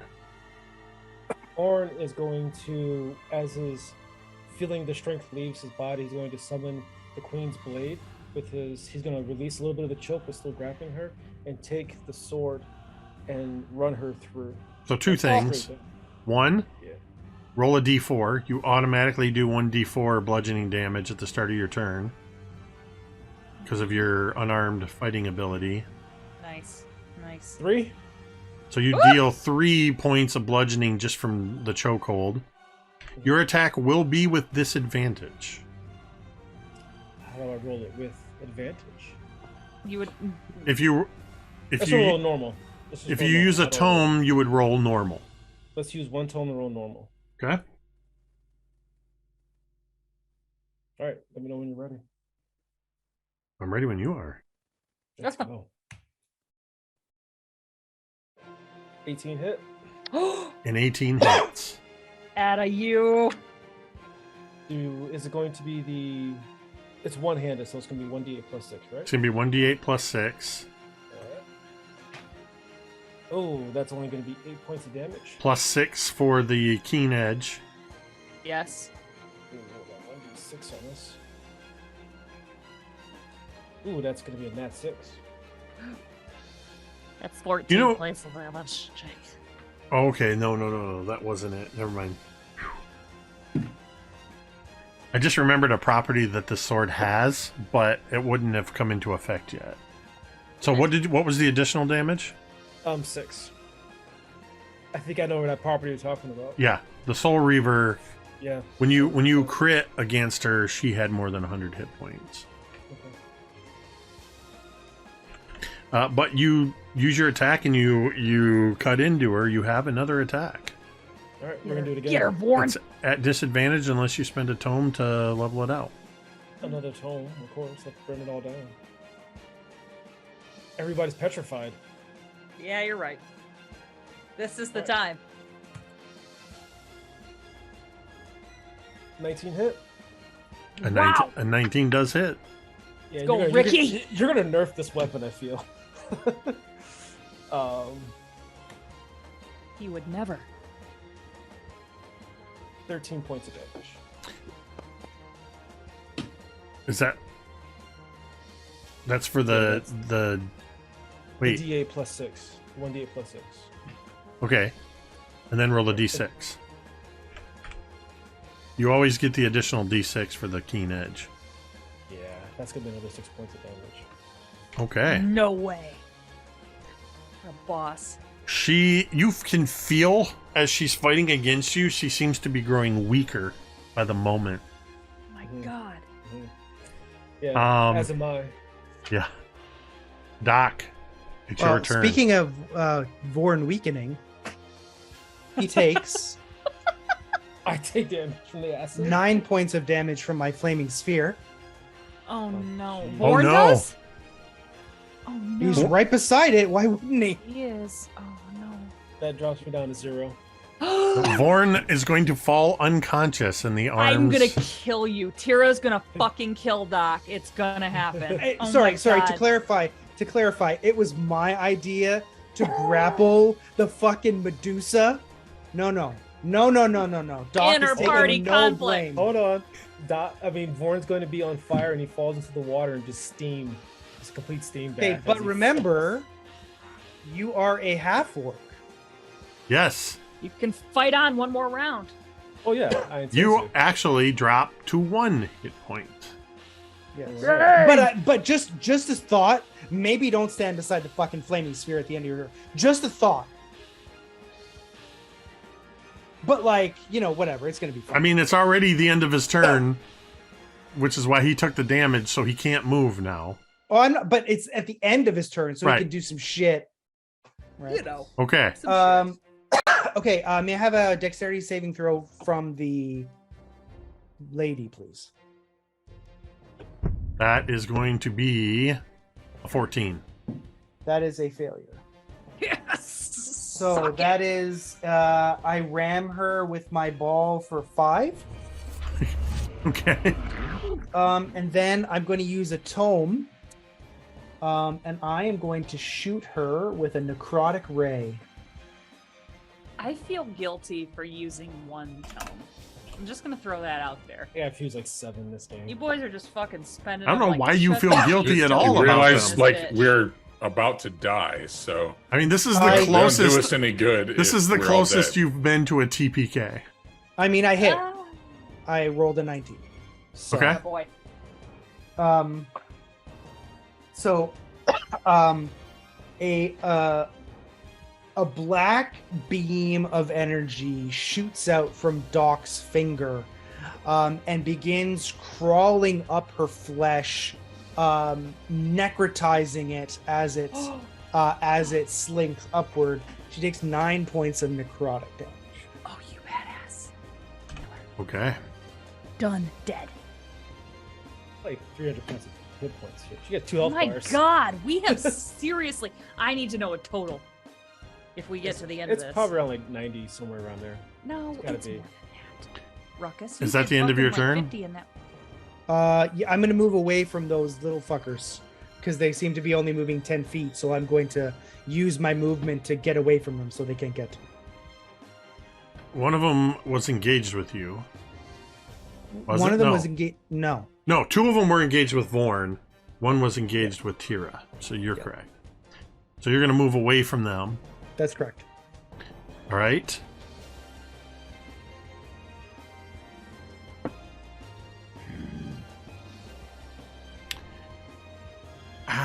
This is one of those moments that I both love and hate to do as a DM because it feels so wrong, but it's exactly what would happen.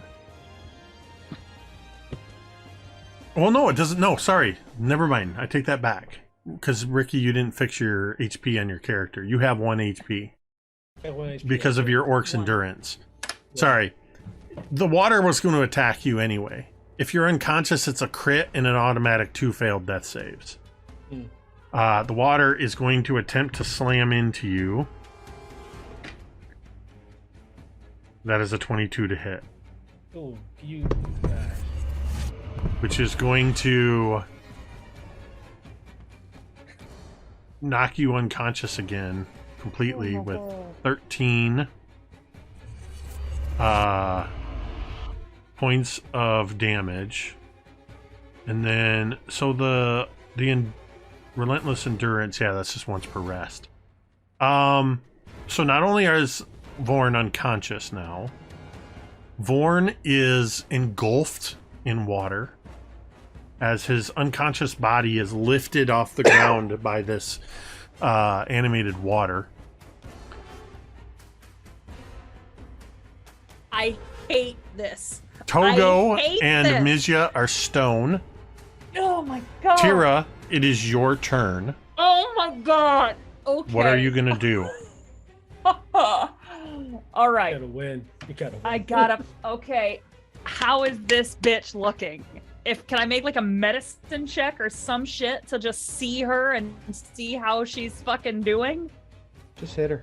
You're gonna do what? What else are you gonna do? Never mind. You're She's right. bleeding profusely. Okay, she's bleeding profusely. She's Remember- in a very bad way. And remember, you can always just use reckless attack to give yourself advantage too, right? The fact that Gary believes in me, I am so confident right now. I'm not going to use reckless attack. I'm going to use a tome instead, just to spite you fuckers. And You're gonna use like, You're gonna use a tome.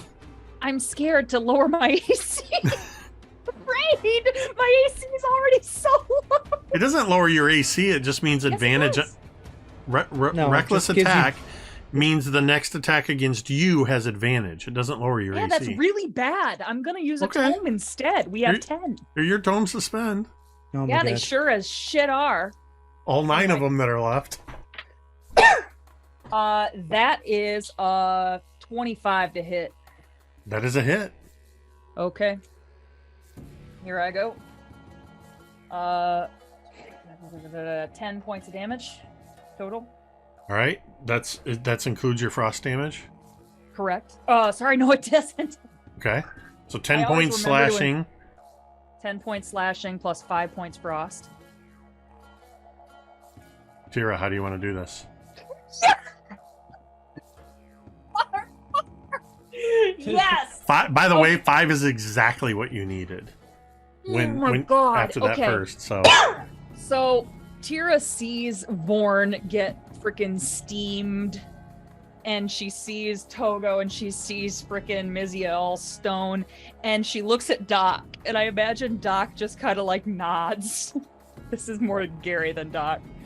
Doc or shrugs, whatever. And Teera, just with a mighty freaking war cry, comes in with her ice blade and just goes like a massive upward arcing slash through this bitch.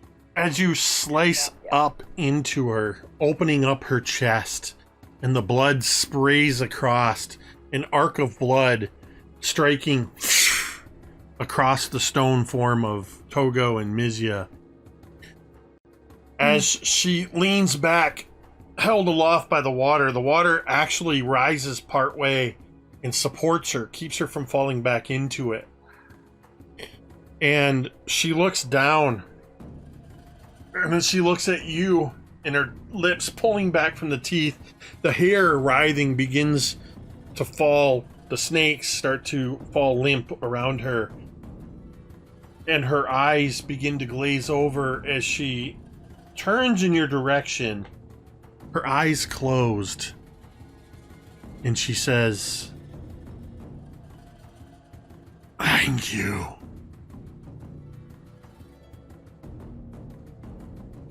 Oh my god. And that's where we're going to end tonight's session. Holy shit. There's still some stuff to deal with Obviously. when we return next week.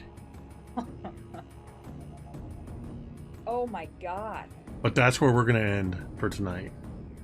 We've already run a little bit long. Yeah. So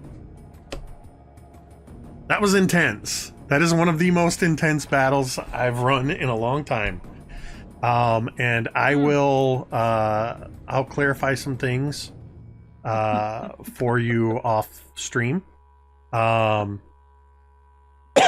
yeah, that was our, that was I'm really our, mirror session of 58. I'm just going to take a quick look. I was like, oh, it'll be And- fun to be back after a hiatus. It'll be Yeah. nice. Fun time. We're gonna throw a read over to Totaloo. Thank you, everybody who tuned in. Thank you for everybody who supported with domain tomes. Y'all burned through some tomes tonight. We need to start a campaign. And